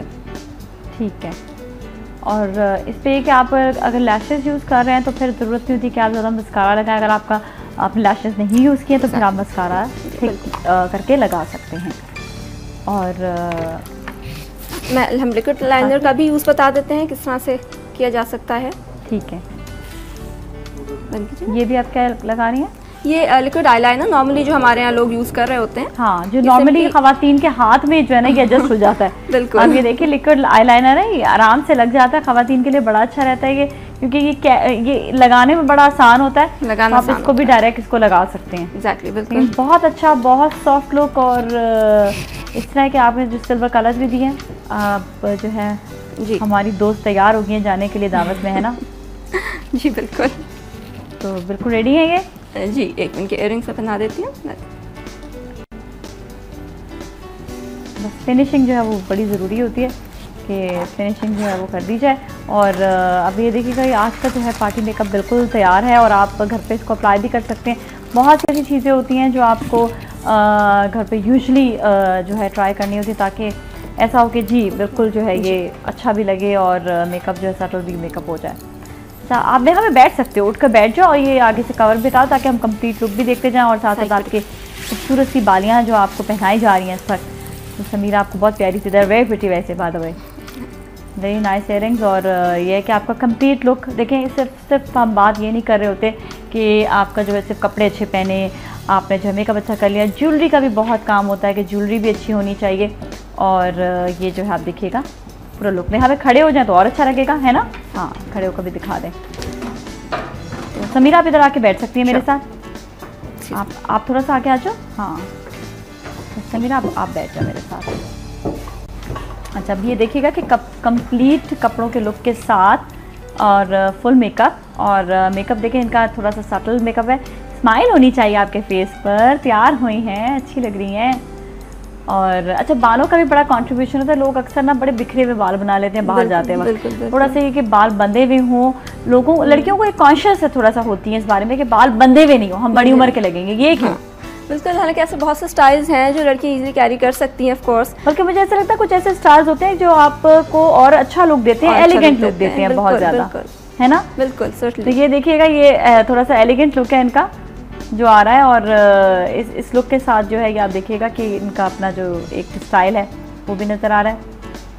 अच्छा, यहाँ पर थोड़ा सा एक चीज़ होती है कि जब आप कलर्स यूज़ कर रहे होते हैं तो लोगों को पता नहीं चलता कि कौन सा कलर सबसे ज़्यादा इस्तेमाल करें, कौन सा न्यूट्रल कलर है बताएं तो सब लोग यूज़ कर सकते हैं। देखिए नॉर्मली सिल्वरी ग्रे या एक कलर जो मैंने इस वक्त यूज़ किया है, this is greenish grey. Normally जो थोड़े सिल्वर के टोन्स में शेड्स होते हैं वो हम आई सॉकेट के लिए यूज़ कर सकते हैं इनर साइड पर, और आउटर कलर में आप बर्गेंडी, ब्राउन और you can even go for purples. लेकिन पर्पल ऑफ कोर्स पर्टिकुलरली आपको कुछ ड्रेसेस के लिए फिर आप बाउंड होते हैं कि उसके अलावा आप यूज़ नहीं कर सकते। बर्गेंडी एंड ब्राउन तो किसी भी ड्रेस के लिए आप इजीली यूज़ कर सकते हैं। ठीक है, अब इनका मैं ऐसा करता है आपको बिफोर एंड आफ्टर भी दिखा देते हैं, ये आप देखिएगा लुक का चेंज। अच्छा ये देखिए कितना आपने चेहरे को कितना वो किया है, दबा दिया है, मतलब ये पतला कर दिया है। Contouring is very important. Contouring से मेरे इतना ज़्यादा फर्क पड़ता है। तो आप ये देखिएगा चेहरा जो है वो काफ़ी हद तक जो है इसको कॉन्टोर किया है, और आप देखिए कॉन्टोरिंग के बाद उससे चेहरा जो है काफ़ी हद तक पतला जो है वो नज़र आ रहा है। क्योंकि बेस हमने अप्लाई कर दी थी कि स्टिल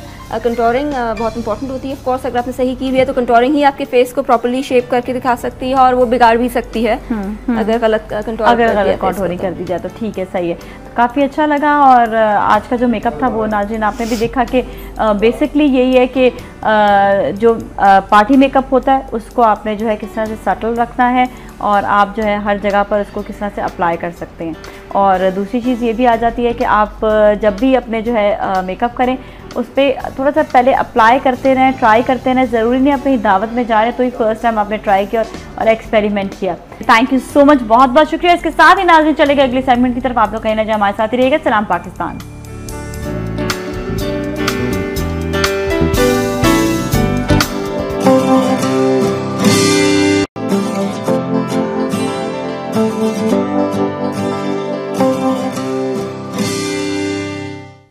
खुशामदीद एक बार फिर सलाम पाकिस्तान में। और अब हम बात करेंगे वालिदैन पर, और वालिदैन के किस तरह से वालिदैन के हकूक़ होते हैं। और बहुत सी चीज़ें आ जाती हैं हमारे दीन में, लेकिन यही बात है कि जब तक इस बारे में आपको ख़ुद मालूमात नहीं होंगे, आप ख़ुद जानना नहीं चाहेंगे, ख़ुद उस पर अमल नहीं करना चाहेंगे, तो बात जो है वो नामुकम्मल हो जाएगी। तो आज हमारे साथ रूबी बाजी मौजूद है और बताएंगे आपको वालिदैन के हकूक़ के बारे में। अस्सलाम वालेकुम। वालेकुम अस्सलाम। बहुत बहुत शुक्रिया आपका आज के शो में तशरीफ़ लाने का। और हम जानना चाहेंगे वालिदैन के हकूक़ के बारे में, और इस्लाम या हमारा दीन इस बारे में क्या कहता है, और इस्लाम में वालिदैन के हकूक़ क्या हैं। जी, अब देखिए कि वालिदैन के हकूक़ के ऊपर बहुत ज़्यादा स्ट्रेस किया जाता है इस्लाम में, और अल्लाह ताला ने कुरान में जगह जगह जहाँ पर अपनी इबादत का हुक्म दिया है उसके साथ ही बहुत से मकामात के ऊपर वालिदैन के साथ भी शुक्रगुजारी और अतात गुजारी और उनकी बात मानने का भी हमें हुक्म मिलता है। सूरह इसरा आयत नंबर 23 ही में अल्लाह ताला फरमाते हैं वबिल वालिदैनी एहसाना, वालिदैन के साथ एहसान करो। और इसमें आप देखिए कि एहसान की 3 सूरतें होती हैं जो हम वालिदैन के साथ कर सकते हैं। एक तो ये है कि अपनी ज़बान के साथ एहसान, अच्छी तरह से। एहसान जो है ना, एहसान का लफ्ज़ अरबी ज़बान में हुस्न से निकला है। हुस्न का मतलब होता है खूबसूरती। एक होता है कि आम बात करना और एक होता है खूबसूरत तरीके से बात करना। तो वालिदैन के साथ खूबसूरत अंदाज में बात करने का हुक्म दिया जाता है। इसके साथ साथ यानी आप अच्छी बात करें, उनको दिल खुश करने वाली बात करें, आप उनको थैंक यू कहें, आप उनको शुक्रिया कहें उनके जो एफ़र्ट्स हैं उनके ऊपर। फिर आप देखिए कि दूसरी चीज़ आ जाती है जिस्म के साथ एहसान। उसमें आप उनकी कोई जिस्मानी तौर पर आप उनकी खिदमत करें या उनके कुछ दें, उनको बना के दें। तो ये छोटी छोटी चीज़ें जो हैं ये बहुत ज़्यादा इम्पॉर्टेंट हो जाती हैं। अच्छा, अगर जिस तरह बच्चे जो हैं जिस तरह वो जितना अर्न करते हैं उनमें से वो जो है उनको कितना हक होता है कि वो जो है अपने वालिदैन को भी दें, उन पर भी खर्चा करें, ये भी बात आ जाती है इसमें। जी बिल्कुल, ये बहुत इम्पॉर्टेंट चीज़ है जो आपने यहाँ पे आपने इसकी तरफ तवज्जो दिलवाई। इनके वालिदैन के ऊपर स्पेंड करना जो है ये औलाद की बहुत बड़ी रिस्पॉन्सिबिलिटी है, और उसमें फिर वेरी करता है, डिपेंड करता है कि अगर एक लड़का जो है वो अनमैरिड है तो वो जाहिर है देगा मैक्सिमम जितना हो सकता है।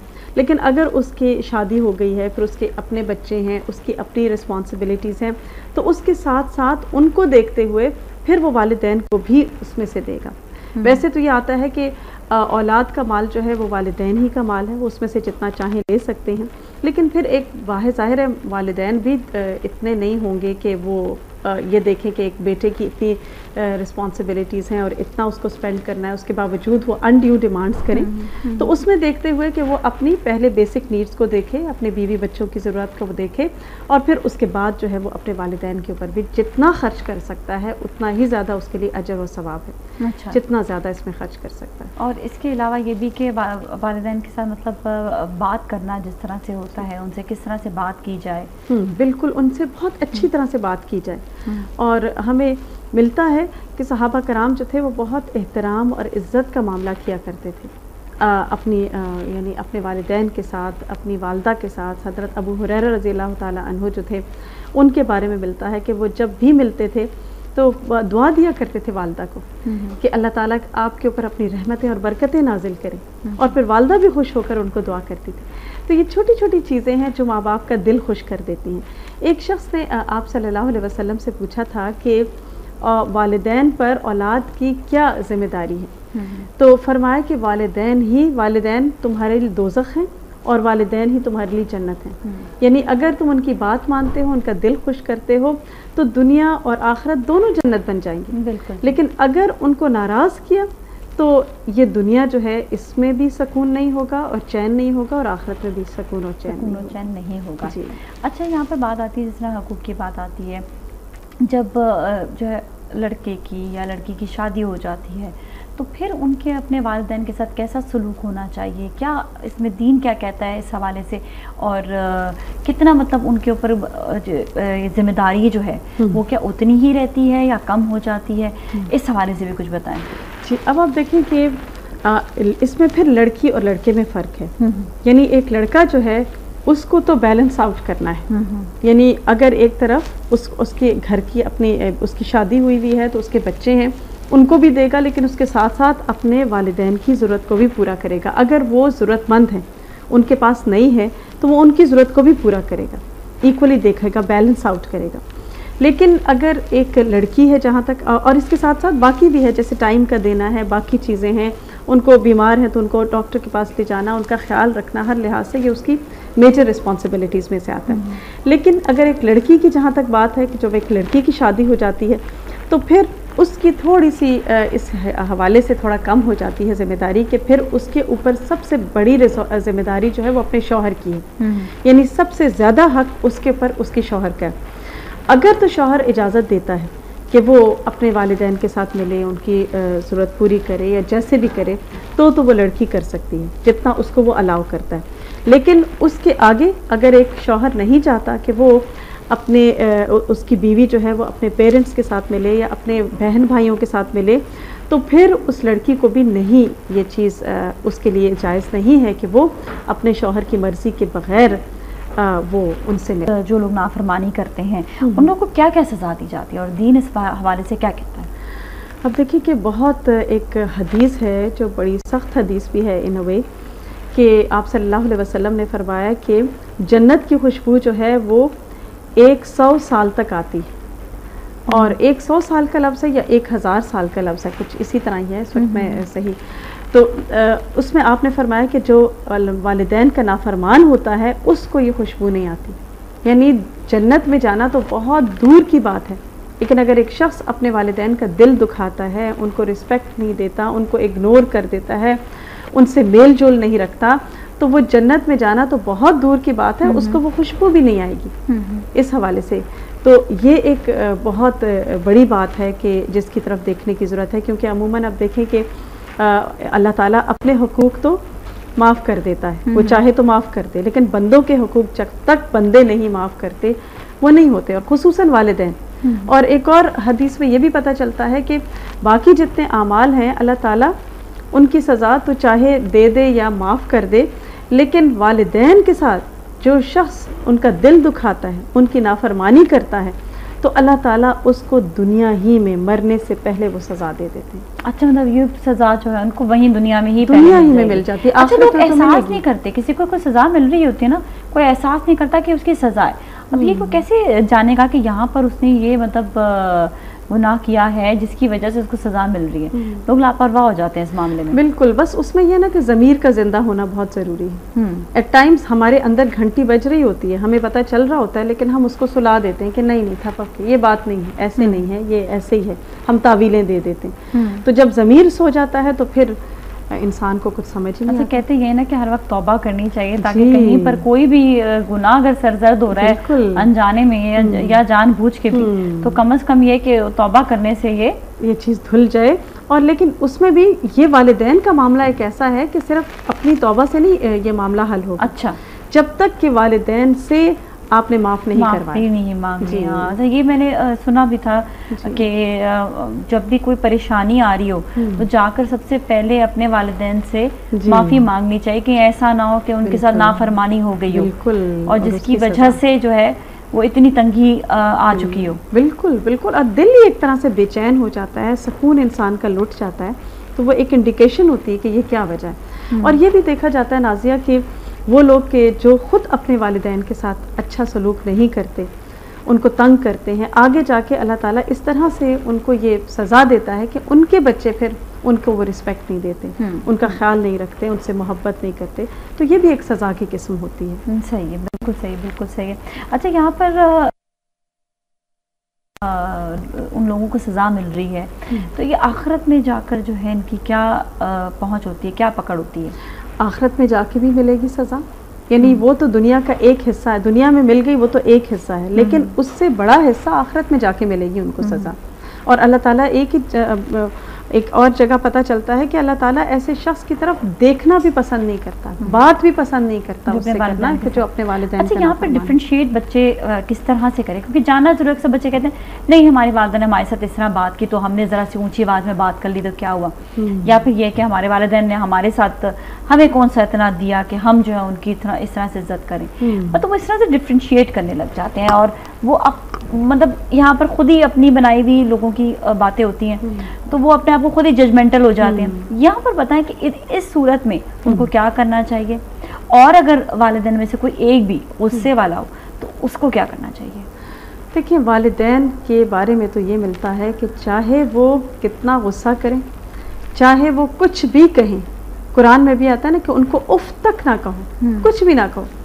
वालिदैन जो कुछ कर रहे हैं ठीक है, उनकी अपनी अल्लाह ताला के हाँ जो भी पकड़ होगी या जैसे भी होगी वो एक अलग चीज़ है, लेकिन औलाद को जायज़ नहीं है कि वो कोई शिकवे शिकायतें करे, वो उनसे ऊंची आवाज़ में बात करे या वो उनको वो रिस्पेक्ट ना दे और उनके लिए अपने दिल में जो है वो ग्रज रखे। ऐसी कोई चीज़ नहीं अलाउड इस्लाम में, क्योंकि एक पूरी इस वक्त मुझे रिवायत याद नहीं आ रही, लेकिन एक मरतबा एक शख्स ने कहा था कि तुम मेरी माँ जो है वो बहुत बदमिजाज है, मैं क्या करूँ?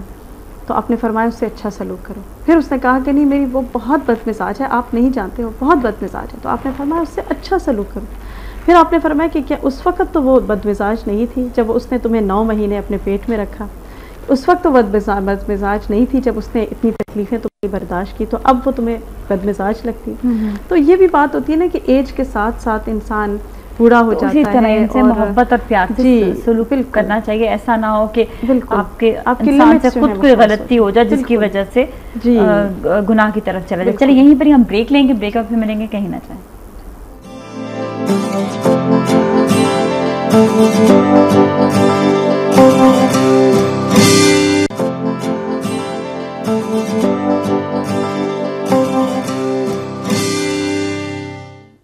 खुशामदीद, सलाम पाकिस्तान में। और आज हम बात कर रहे हैं माँ बाप के हकूक़ पर कि दीन इस हवाले से क्या कहता है। बहुत अच्छी बातें रूबी बाजी ने ब्रेक से पहले भी बताई और भी हम जानेंगे कि स्पेशली देखा यह जाता है कि जब कोई भी इंसान अपने माँ बाप को प्यार और मोहब्बत की निगाह से देखता है तो उसको भी बहुत सवाब मिलता है।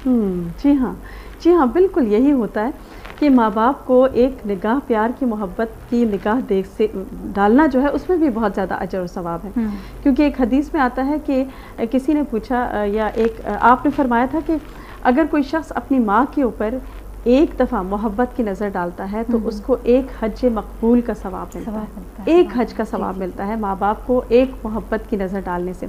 तो किसी ने पूछा कि अगर कोई शख्स दिन में 100 दफ़ा ऐसा करे, तो आपने फरमाया कि अल्लाह पाक है, यानी अल्लाह के पास क्या कमी है, वो तो अजर देने के लिए बहुत ज़्यादा अजर अता करता है, तो वो 100 दफ़ा भी मिल सकता है। तो इससे ये पता चलता है ना कि अपने माँ बाप को भी उनको एक केयरिंग एटीट्यूड, ये सिर्फ ये नहीं कि हमने ड्यूटी पूरी कर दी, बस हमने ये कर दिया वो कर दिया अब काफ़ी हो गया बस। बच्चे आज तो कहते हैं ना कि गिव मी अ ब्रेक, तो ये बात नहीं होना चाहिए, बल्कि आपके जो आपकी बॉडी लैंग्वेज है, आपके जो इजहार का तरीका है, उससे भी उनको एक मोहब्बत की फीलिंग आनी चाहिए। तो आप जब देखें तो उनसे प्यार से देखें, प्यार बात करें तो बहुत मोहब्बत के अंदाज में बात करें। तो ये बहुत ज़्यादा इसमें अजर और सवाब है, दुनिया में भी और आखिरत में भी है। और आप देखिए एक और हदीस में भी आता है कि जो शख्स चाहता है कि उसकी उम्र लंबी हो और उसकी रिज़्क़ में बरकत हो, तो उसको चाहिए कि वो अपने वालिदैन के साथ अच्छा बर्ताव करे, अच्छा सलूक करे। अच्छा सलूक करे। अच्छा, जहाँ पर बात आती है कि अगर माँ बाप गुनाहगार हो या फिर वो मुसलमान ना हो, और कई ऐसे होते हैं कि बच्चे जो है वो मुसलमान होना चाहते हैं, वालिदैन नहीं होते, तो उस हवाले से भी कुछ बता दें। इसमें आप देखें कि अगर एक बच्चे एक तो दो चीज़ें आती हैं इसमें, मसलन वालिदैन जो हैं वो नॉन मुस्लिम्स हैं और वो बच्चे के ऊपर प्रेशर, बच्चा जो है वो मुसलमान होना चाहता है लेकिन उसके ऊपर प्रेशर डाल रहे हैं कि वो मुसलमान ना हो, तो ऐसी सूरत में तो वालिदैन की बात नहीं माननी चाहिए, क्योंकि इंसान के ऊपर सबसे बड़ा हक जो है वो अल्लाह सुब्हानहू तआला का है जिसने उसको पैदा किया, तो वो बात तो वो नहीं मानेंगे। लेकिन मुसलमान होने के बाद अगर ये इंसान सोचे कि बस अब वो तो नॉन मुस्लिम्स हैं, अब वो तो बड़े गुनाहगार हैं और मेरा उनके साथ कोई ताल्लुक़ नहीं, ऐसा नहीं है। उनके साथ ताल्लुक़ भी रखना है, उनका ख्याल भी करना है।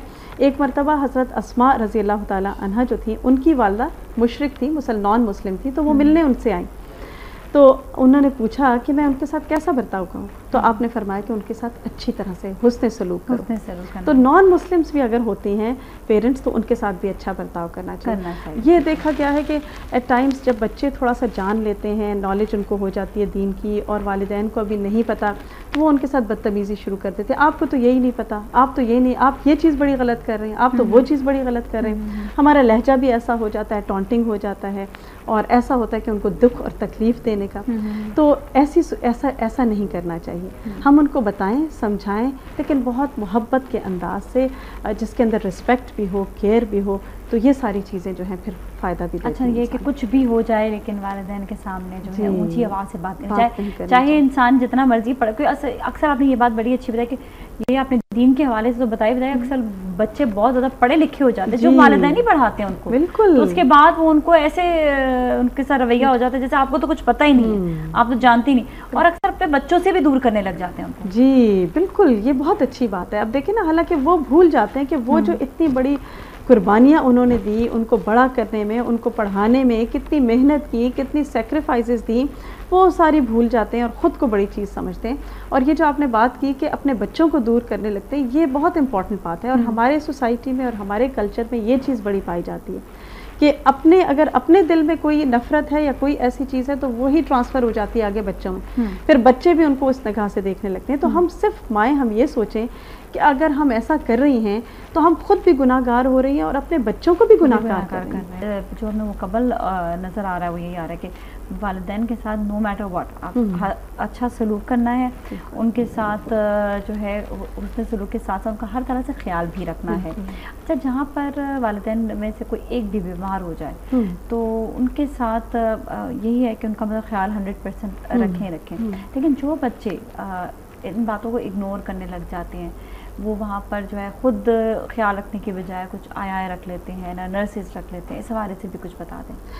इसमें आप देखें कि इसमें भी दो चीज़ें आती हैं। एक तो ये है कि बच्चे इतने मसरूफ़ हैं, उनकी मसलन अगर एक शख्स जो है वो कमाने वाला है और अगर वो कमाएगा नहीं और वो वालिदैन बीमार हैं और वो अपना छोड़ के वालिदैन को लुक आफ्टर करेगा, तो फिर उसकी कमाई का ज़रिया कैसे होगा। और दूसरी तरफ अगर बीवी है तो उनकी बीवी तो वो भी इतनी मसरूफ़ है कि बच्चों की परवरिश है और बाकी चीज़ों में इतना है इन्वॉल्व कि वो उस तरह टाइम नहीं दे पा रही। तो ऐसी सूरत में अगर किसी को रख लेते हैं, कोई नर्स रख लेते हैं या कोई ऐसा जो लुक आफ्टर कर सकता है, तो उसमें कोई हर्ज नहीं है। लेकिन ये कि बस सुपरविजन सिर्फ हो कि वो सही लुक आफ्टर कर रहा है या नहीं कर रहा।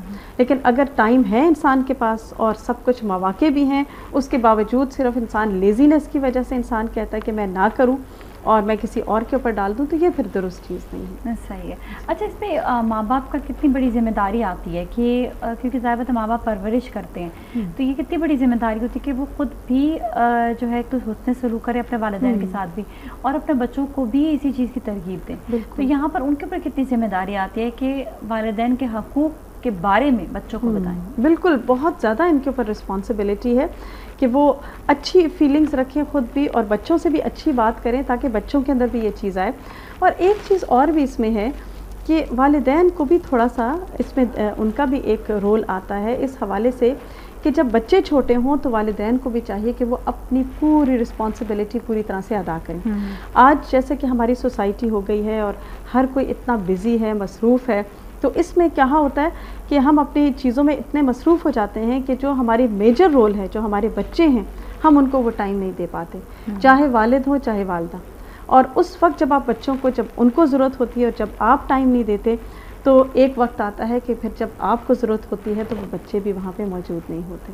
अच्छा, यानी ये एक बहुत ज़रूरी चीज़ है कि आप ये कैसे चीज़ इनकलकेट करेंगे जब आपकी बॉन्डिंग होगी, जब कम्युनिकेशन होगी, आपने उनको बेस्ट टाइम और हर चीज़ उनको दी होगी, तब बच्चे जो हैं वो आगे से देने वाले बनते हैं। अच्छा, यहाँ पर जिम्मेदारी की जब बात आती है तो बाज़ बच्चे जो हैं, जिस तरह वो ओल्ड होम्स में, अब यहाँ पर भी बड़ा अफसोस होता है कि रिवाज आ गया और ये कहकर कि हम पाल नहीं सकते हैं, हम जिम्मेदारी उठा नहीं सकते हैं।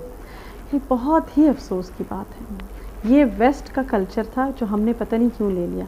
हमारे यहाँ तो कभी भी ये चीज़ नहीं थी। और हम अगर देखें तो एक जब वालिदैन बूढ़े हो जाते हैं या जो लोग इस एज को पहुँच जाते हैं, उनके अंदर कितना विजडम होता है, उनका आप देखिए, उनका तजर्बा, उनकी कितना उन्होंने देखा हुआ है, वो तो हमारा एक बेस्ट एसेट होते हैं। और कोई बड़ा जो है अगर किसी घर में होता है तो उसके लिए बहुत खैर और बरकत का उस घर के लिए ज़रिया होता है। बच्चे, छोटे बच्चों की अपब्रिंगिंग में, उनको सिखाने में, उनको बताने में कितना बड़ा हाथ होता है। तो अगर हमने शुरू कर दिया तो फिर हम क्या करेंगे, हम बहुत सारी खैर से महरूम हो जाएंगे। तो ये उनका कल्चर तो हो सकता है, लेकिन इस्लाम हमें हरगिज़ इसकी इजाज़त नहीं देता कि हम कोई ऐसा काम करें। इस्लाम में तो ये है कि अपने पेरेंट्स को खुद आपने लुक आफ्टर करना है, उनका ख्याल रखना है, ताकि इंसान दुआएं ले, इस दुनिया भी, ये दुनिया भी उनके लिए अच्छी हो। जो हम कहते हैं ना कि हम पाल नहीं सकते, तो इस वजह से हम भेजते हैं। तो अगर हम उनको रखेंगे, उनके साथ अच्छा सलूक करेंगे, तो आप देखें कि यही हमारे लिए बहुत फरागी और रिस्क और बहुत सारे खैर और बरकत के दरवाजे खोलने का सबब होगी ये चीज़। कुछ कुरान के हवाले से भी बता दें कि अल्लाह ताला ने क्या फरमाया वालिदैन के हकूक़ के बारे में। कुरान के हवाले से तो अभी जैसे मैंने आपको कोट की हैं आयात, इसमें यही है कि वालिदैन के साथ अच्छा एहसान का रवैया है। और फिर माँ के बारे में आता है कि उसने तुम्हें वहन अला वहन की बात आती है कि तकलीफ़ के ऊपर तकलीफ़ उठाकर तुम्हें पैदा किया, लिहाजा उसका जो है बच्चे का यानी औलाद का ये फ़र्ज़ बनता है कि वो माँ को उसी तरह से उसका ख्याल रखे और उसको वो रिस्पेक्ट दे। क्योंकि आप देखें कि एक माँ के लिए बड़ा मुश्किल वक्त होता है प्रेगनेंसी का, जिसमें वो कितना कुछ दे रही होती है, उसकी अपनी बॉडी के अंदर कितनी डेफिशिएंसी हो जाती है, कैल्शियम है, बहुत सारी चीज़ें हैं, वो निकल जाती हैं। और सारा अपना जो खाना होता है वो अपने बेबी को दे रही होती है और अपना खून से उसकी परवरिश कर रही होती है। फिर उसके बाद लैक्टेटिंग पीरियड आता है, फिर उसके बड़ा करने में, पालने में, रातों को जागना है, हर चीज़ है, स्कूलिंग है। यानी एक माँ कभी फारिग नहीं होती। इवन शादी के बाद भी बच्चों की, उसको बच्चों की फ़िक्र लगी होती है। जब तक वो एक माँ है उसकी फ़िक्रें होती ही हैं। तो इस हवाले से इसी वजह से इस्लाम सिखाता है कि फिर माँ बाप को भी जो है इंसान उसी तरह की रिस्पेक्ट दे, उनका ख्याल रखे और इस चीज़ को फील करे कि जैसे उन्होंने मेरे साथ मुझे बचपन में पाला। इसीलिए दुआ भी सिखाई गई ना, सूरह इसरा में आती है, बनी इसराइल में आती है, रब्बिरहमहुमा कमा रब्बयानी सगीरा। तो इंसान इन तमाम खिदमत के साथ साथ दुआ भी करता रहे, ये भी उनका हक बनता है। बच्चे जिस तरह जो है वो दुआ भी करते हैं, बल्कि उनके जब वो इस दुनिया में नहीं, उसके बाद भी उनके लिए उसके बाद की बड़ी अच्छी बात है, आपने अच्छा याद दिलाया कि उनके जाने के बाद उनके लिए बहुत ज़्यादा दुआएं करनी चाहिए, उनकी तरफ से सदका खैरात देना चाहिए, उनके रिश्तेदारों का ख्याल रखना चाहिए, हुस्न सलूक करना चाहिए। ये सारी चीज़ें हमें मिलती हैं। बहुत बहुत शुक्रिया रूबी बाजी आपका। आज का भी टॉपिक बहुत अच्छा रहा। इसके साथ ही चलेंगे अगले सेगमेंट की तरफ, कहीं ना जाए।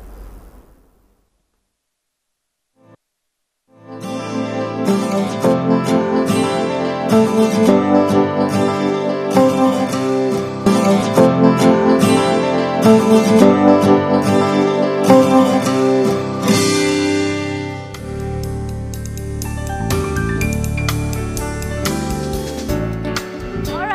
बैक और हम आ गए हैं वापस और अब हम आपकी मुलाकात करवाएंगे डॉक्टर मुबशरा से। और डॉक्टर मुबशरा आज कुछ डिफरेंट लेकर आए हैं आपके लिए और भी, और वो है डिफरेंट कुछ सैलड्स, तो उस पर बात करेंगे। अस्सलाम वालेकुम, कैसे आप? ठीक ठाक, खैरियत से हैं?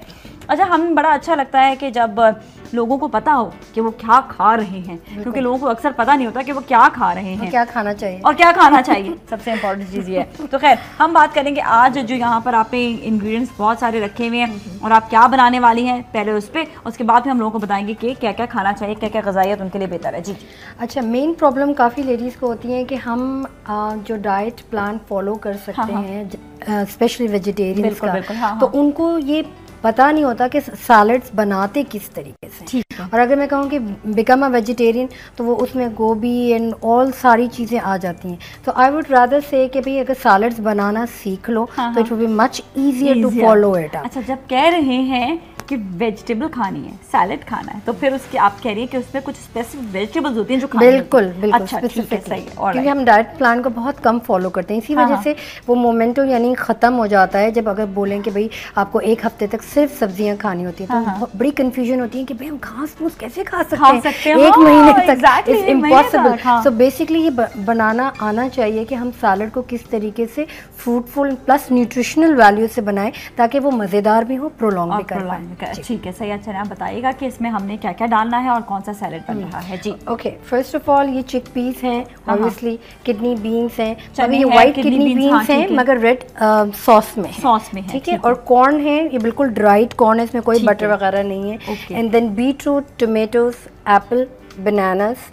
इसमें olive oil, virgin olive oil का होना जरूरी है क्योंकि जब ड्राई अप हो जाए तो फिर वो कॉन्स्टिपेशन का प्रॉब्लम होता है कि ऑलरेडी ऑयल से खाना ऑयल डलता है, थोड़ा सा ऑयल में डालना जरूरी है। एंड पेपर है, नमक, सॉल्ट हस्बे जायका ऑब्वियसली, और चाट मसाला उन लोगों के लिए जी बिल्कुल होते हैं। आपको पता है यहाँ पर जो है जब तक मुंह में जरा सा भी मिर्चें स्पाइसेस ना हो वो टेस्ट बड बन जाते हैं ना, इस तरीके से डेवलप हो जाते हैं। तो अगर उनको फीका या सैलड्स बोलो तो ओ माय गॉड हम तो नहीं कर सकते, चटपटा चाहिए बिल्कुल, तो उनके लिए सबसे बेस्ट है कि वो चाट मसाला भी डाल सकते हैं। चलिए सही, हम पहली रेसिपी शुरू करते हैं और आपको बताते हैं कि सैलेड बहुत ज़्यादा इंपॉर्टेंट है। आप लोग हर वक्त कहते रहते हैं जी सैलेड किस तरह बनेगा, बाकी ये बहुत ज़्यादा ज़रूरी चीज़ है क्योंकि जब तक सैलेड का भी मतलब जो जायका है वो मज़ेदार नहीं हो तब तक आप भी इंजॉय नहीं करेंगे। ठीक है, तो हम ऐसा करते हैं, इसमें डालते हैं सबसे पहले क्या चीज़। अच्छा, ये चीज़ ये वाली tray we have to be very careful क्योंकि इस तरीके से सैलेड बार जो हम लोग कहते हैं कि न्यूट्रिशन वैल्यू कि इसमें साइड पे यानी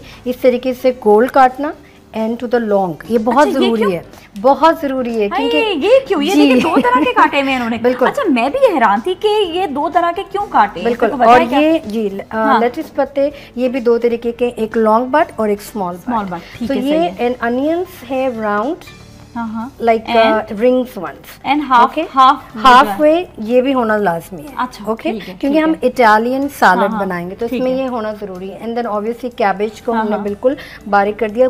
काफी लोग ये कहते हैं जी cabbage soup diet, but it's really awful क्योंकि किस तरीके से वो कैबेज को बिल्कुल लिक्विडफाई करके इसी तरीके से पी लेते हैं, तो दैट इज क्वाइट हैजर्डस क्योंकि इसमें किडनी फेल होने का अंदेशा होता है। जी बिल्कुल, जी बिल्कुल, बड़े मजे से कह देते हैं कि वो cabbage diet, it means cabbage सिर्फ सूप पीना है पूरे दिन में, सूप, स्टार्वेशन, उसके साथ कुछ नहीं, कुछ भी नहीं। तो वो क्वाइट हिट करता है किडनीज पे क्योंकि ये बादी होता है। तो इट्स नॉट रिकमेंडेड। सिर्फ और सिर्फ आप दिन में यानी 2 सैलड में सिर्फ इतना ही इंग्रेडिएंट ले सकते हैं। अच्छा, बादी क्या क्या चीजें होती हैं हमें ये नहीं पता चलता, क्योंकि इस वजह से होता है कि आप वाटर इनटेक ज्यादा नहीं लेते और जो टी है वो काउंट ना करें। टी को basically 1 cup of T that would be okay, but वो भी तरीका हम ऑब्वियसली अगले सेगमेंट में जरूर बताएंगे किस तरीके से कावा बनाते हैं। अच्छा, फर्स्ट ऑफ ऑल तो हमने सिर्फ सारी चीज़ें काट के तैयार हैं, सिर्फ टॉस करना है। तो चिक पीस को सिर्फ 1 टेबल स्पून आप कह लें, कॉर्न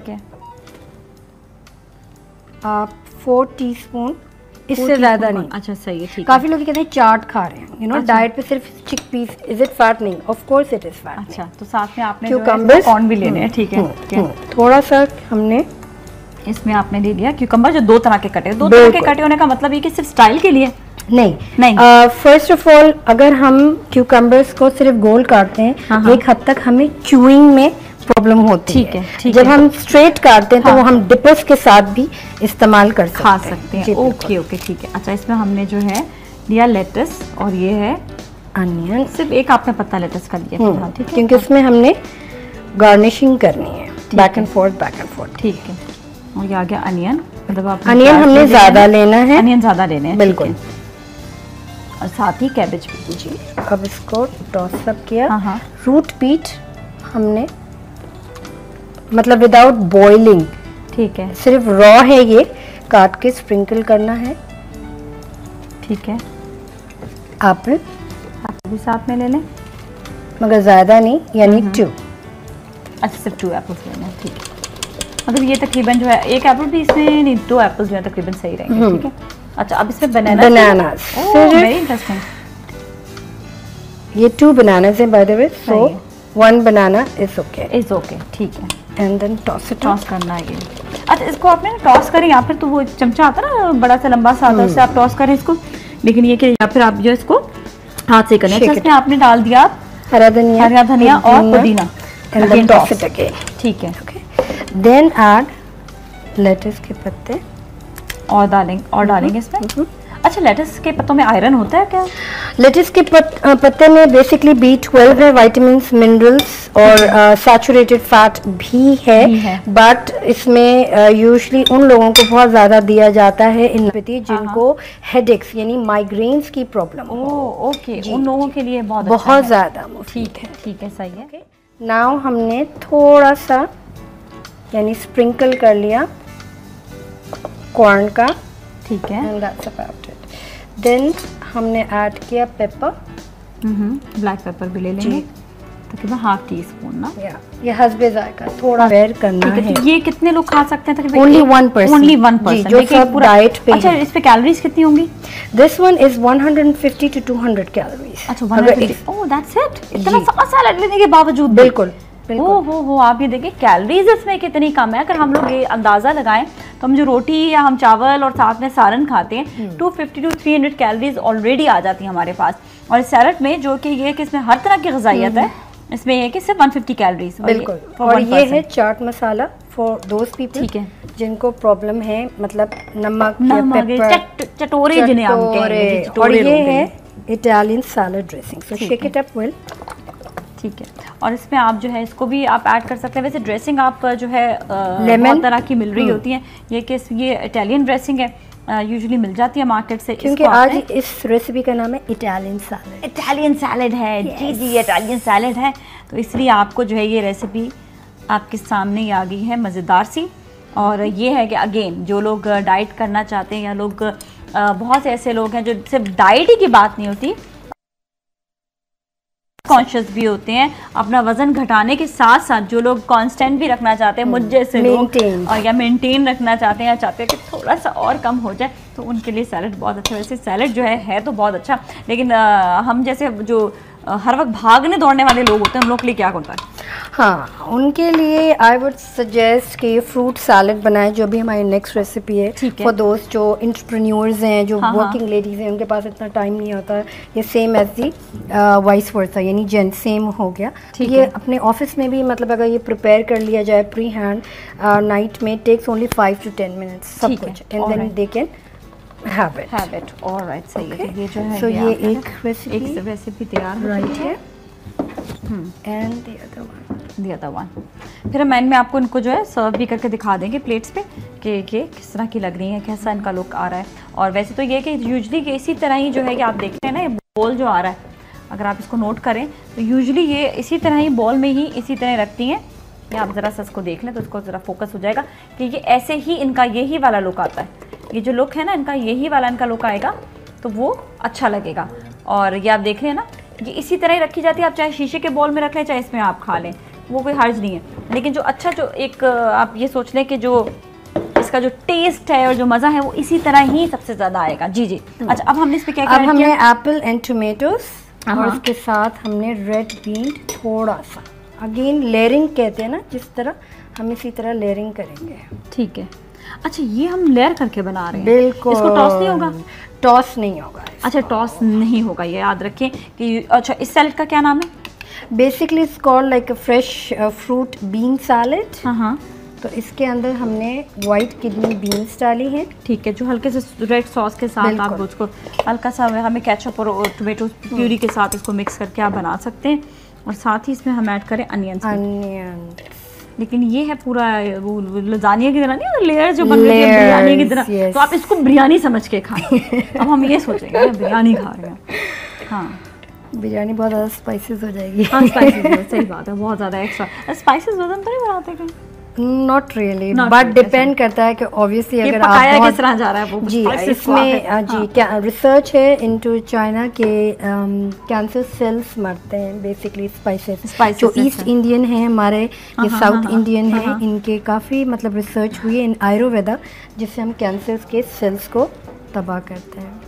अच्छा, मतलब ये कि इससे कैंसर होता नहीं है या ये नहीं, अगर सेल्स मौजूद हों bacteria parasite into your system, तो वो अर्ली स्टेजेस पे जाके अगर स्पाइसेस खाएं तो वो ओवरकम हो जाती हैं, मतलब खत्म हो जाते हैं फिर। बिल्कुल, ठीक है। अच्छा, तो इसका मतलब स्पाइसेस खाना चाहिए, लेकिन सही तरीके से खाएं। ऐसा नहीं कि बस आप स्पाइसेस जो है वो इतने तेल में डालकर खा रहे हैं। देखिए, हमारे जो देसी खाने हैं ना, जो पाकिस्तानी खाने हैं, वो भी हमारे जो है ना कम तेल में बन सकते हैं। सिर्फ हमारा ये कॉन्सेप्ट है कि हम नहीं बना सकते। आप ऑलिव ऑयल में बना लें, क्योंकि ऑलिव ऑयल की एक खासियत जो पहले भी आप लोगों को ये बताई है कि हमेशा मतलब जब भी मैं अपने शो में ऑलिव ऑयल का इस्तेमाल करवाती हूँ या करती हूँ, तो उसमें ये होता है कि ऑलिव ऑयल अगर आप 2 टेबल स्पून भी डाल रहे हैं या टीस्पून भी डाल रहे हैं, 1 टीस्पून भी डाल रहे हैं, तो जो पूरी हांडी इसलिए बन जाती है कि वो एब्जॉर्ब नहीं होता, वो उड़ नहीं जाता, वो चिकन के अंदर या गोश्त के अंदर जो है ना वो चला नहीं जाता, वो हाँ बिल्कुल वो रहता है वहीं पर ही। अच्छा, यहाँ पर अब आप ऐड कर रही हैं इसमें बनाना अगेन। ठीक है, चलिए ऐसा करते हैं, इस रेसिपी को कंप्लीट करते हैं, लेकिन एक ब्रेक के बाद हमारे साथ ही रहें।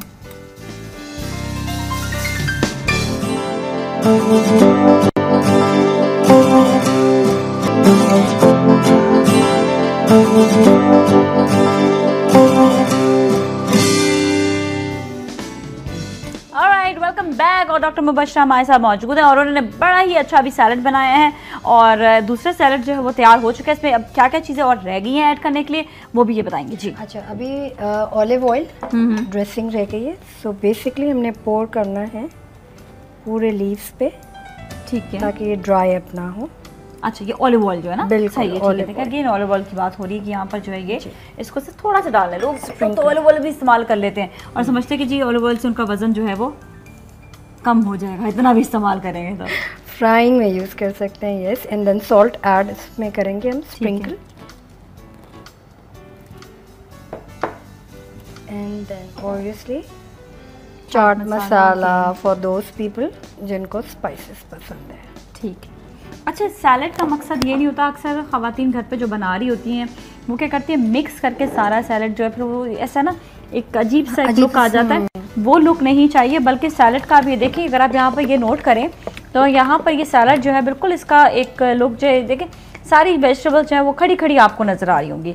कोई ऐसा नहीं है कि कोई भी वेजिटेबल जो है इनमें से ऐसा हो कि कोई जो है वो नरम पड़ रही हो, कुछ ऐसा हो, मतलब चॉप नहीं होना चाहिए। It should be have its own original हो, मतलब वो खड़ा खड़ा जैसे कहते हैं ना वो रहे। अच्छा, यहाँ पर जो है ये देखिए, ये अभी आप डालेंगे इसमें भी इटालियन सॉस। अच्छा, यूजुअली पोर इस तरीके से करेंगे इनटू अ कैप, इन लोगों के लिए जिनको जैसे मेजरिंग कप्स की आदत नहीं है for the offices. So cap का लेके हमने मेजर करना है। अच्छा, मेजर करके इसको आप डाल देंगे, ठीक है, सही है। अच्छा, अब हम दोनों सैलड्स की दोबारा से एक दफ़ा आपको रेसिपी रिपीट भी करवा देते हैं और बता देते हैं इसमें क्या क्या ऐड किया है और उनमें कितनी कितनी ग़िज़ाइयत भी। देखिए 150 इसमें इन्होंने कैलोरीज बोला, इसमें कितनी कैलोरीज होंगी तकरीबन? That's about 250। अच्छा, इसमें 250 क्यों आ गई कैलोरीज? White kidney beans. अच्छा, वाइट किडनी बीन्स की, वो थोड़ी सी सॉस वाली है, बिल्कुल, तो थोड़ी सी ऐड इन हो गई जो है। तो अगर आप 250 ml का यानी आप सैलड हैं ये 300 है, तो आप ये फुल मील होगा, यानी यही आपका लंच है। अच्छा, यही लंच है। और अगर आपका इटालियन सैलड है 250 या 200 या 150 ग्रामेज, तो इसकी हाफ पोर्शन हो जाएगी। So this is constitute for 2 portions, ठीक है। तो यानी ये नाइट में भी ले सकते हैं, लंच पे भी। अच्छा वो नाइट में भी ले सकते हैं, लंच में भी, लेकिन ये बेसिकली हमारा जो है वो पूरा लंच का जो है जी, क्योंकि इसमें सूप इंक्लूड नहीं होगा इस रेसिपी में। अच्छा इस रेसिपी में सूप नहीं है, इसके साथ जो है वो सूप भी है, क्योंकि ये व्हाइट किडनी बीन्स है तो इसके अंदर ऑलरेडी सॉस है जिसके जो आपको जो है जरा हेल्थ भी आपके सेहत का। अच्छा जहाँ तक बात आती है ये पूरा एक साथ खा लिया जाए या आप 2 पोर्शन में भी खा सकते हैं इसको? नहीं, अगर सिर्फ लंच है इसके साथ कोई चीज मतलब कार्ब्स वगैरह इंक्लूडेड नहीं है, हाई प्रोटीन नहीं है, सो दैट्स अबाउट इट। 300 पूरा आपने साथ खाना, बिल्कुल साथ, यानी ये लंच पे है, ये लंच की रेसिपी है। ठीक है, ओके। अच्छा जी हम एक दफ़ा फिर रेसिपी को आपके लिए रिपीट भी कर देते हैं। अच्छा इसमें इटालियन सैलड में आपने क्या क्या डाला, इसमें क्या क्या डाला आप एक दफ़ा बता दें और मैं ट्राई भी करती हूँ, ठीक है ना, विच इज़ वेरी इंपॉर्टेंट। बिल्कुल, पता कैसे चलेगा होना अच्छा कैसे बना है। अच्छा इसमें हमने लेट्स डाला है, अनियन है, रूट बीट, क्यूकम्बर्स को दो तरीके से काटा है, एक स्लाइस करके और एक पैरेलल करके, और वो सिर्फ इसलिए कि वो खाया जा बिल्कुल चूएबल हो ताकि हमें पूरे एंजाइम्स मिले उसके, क्योंकि ये एंटीऑक्सीडेंट है। कॉर्न है और थोड़े से चिक पीस है, यानी कॉर्न हमने 4 टीस्पून लिए थे और जो चिक पीस है वो तकरीबन 1 टेबलस्पून था। इसके अंदर हमने ऑलिव ऑयल डाला ताकि टू गार्निश इट, उसके बाद बड़े रेड अनियंस हैं, उसके बाद हमने पेपर डाला, olive oil, and then we added a little bit of a chaat masala उन लोगों के लिए जिनको मतलब चटपटा बिल्कुल स्पाइसी टाइप के चाहिए।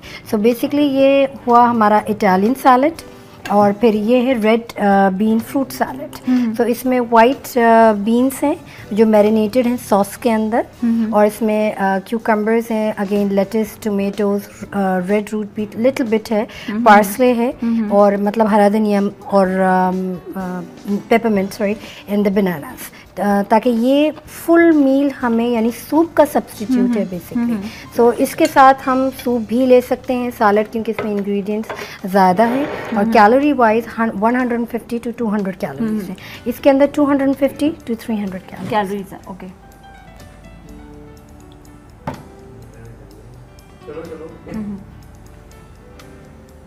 इसके अंदर से इसके अंदर अब वो उसको भी सही करना, फिर फिक्स करना, ठीक है।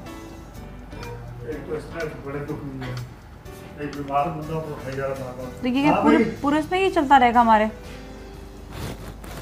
इसमें से ये प्लेट साथ में लेके हाथ में पकड़ लूं। हाँ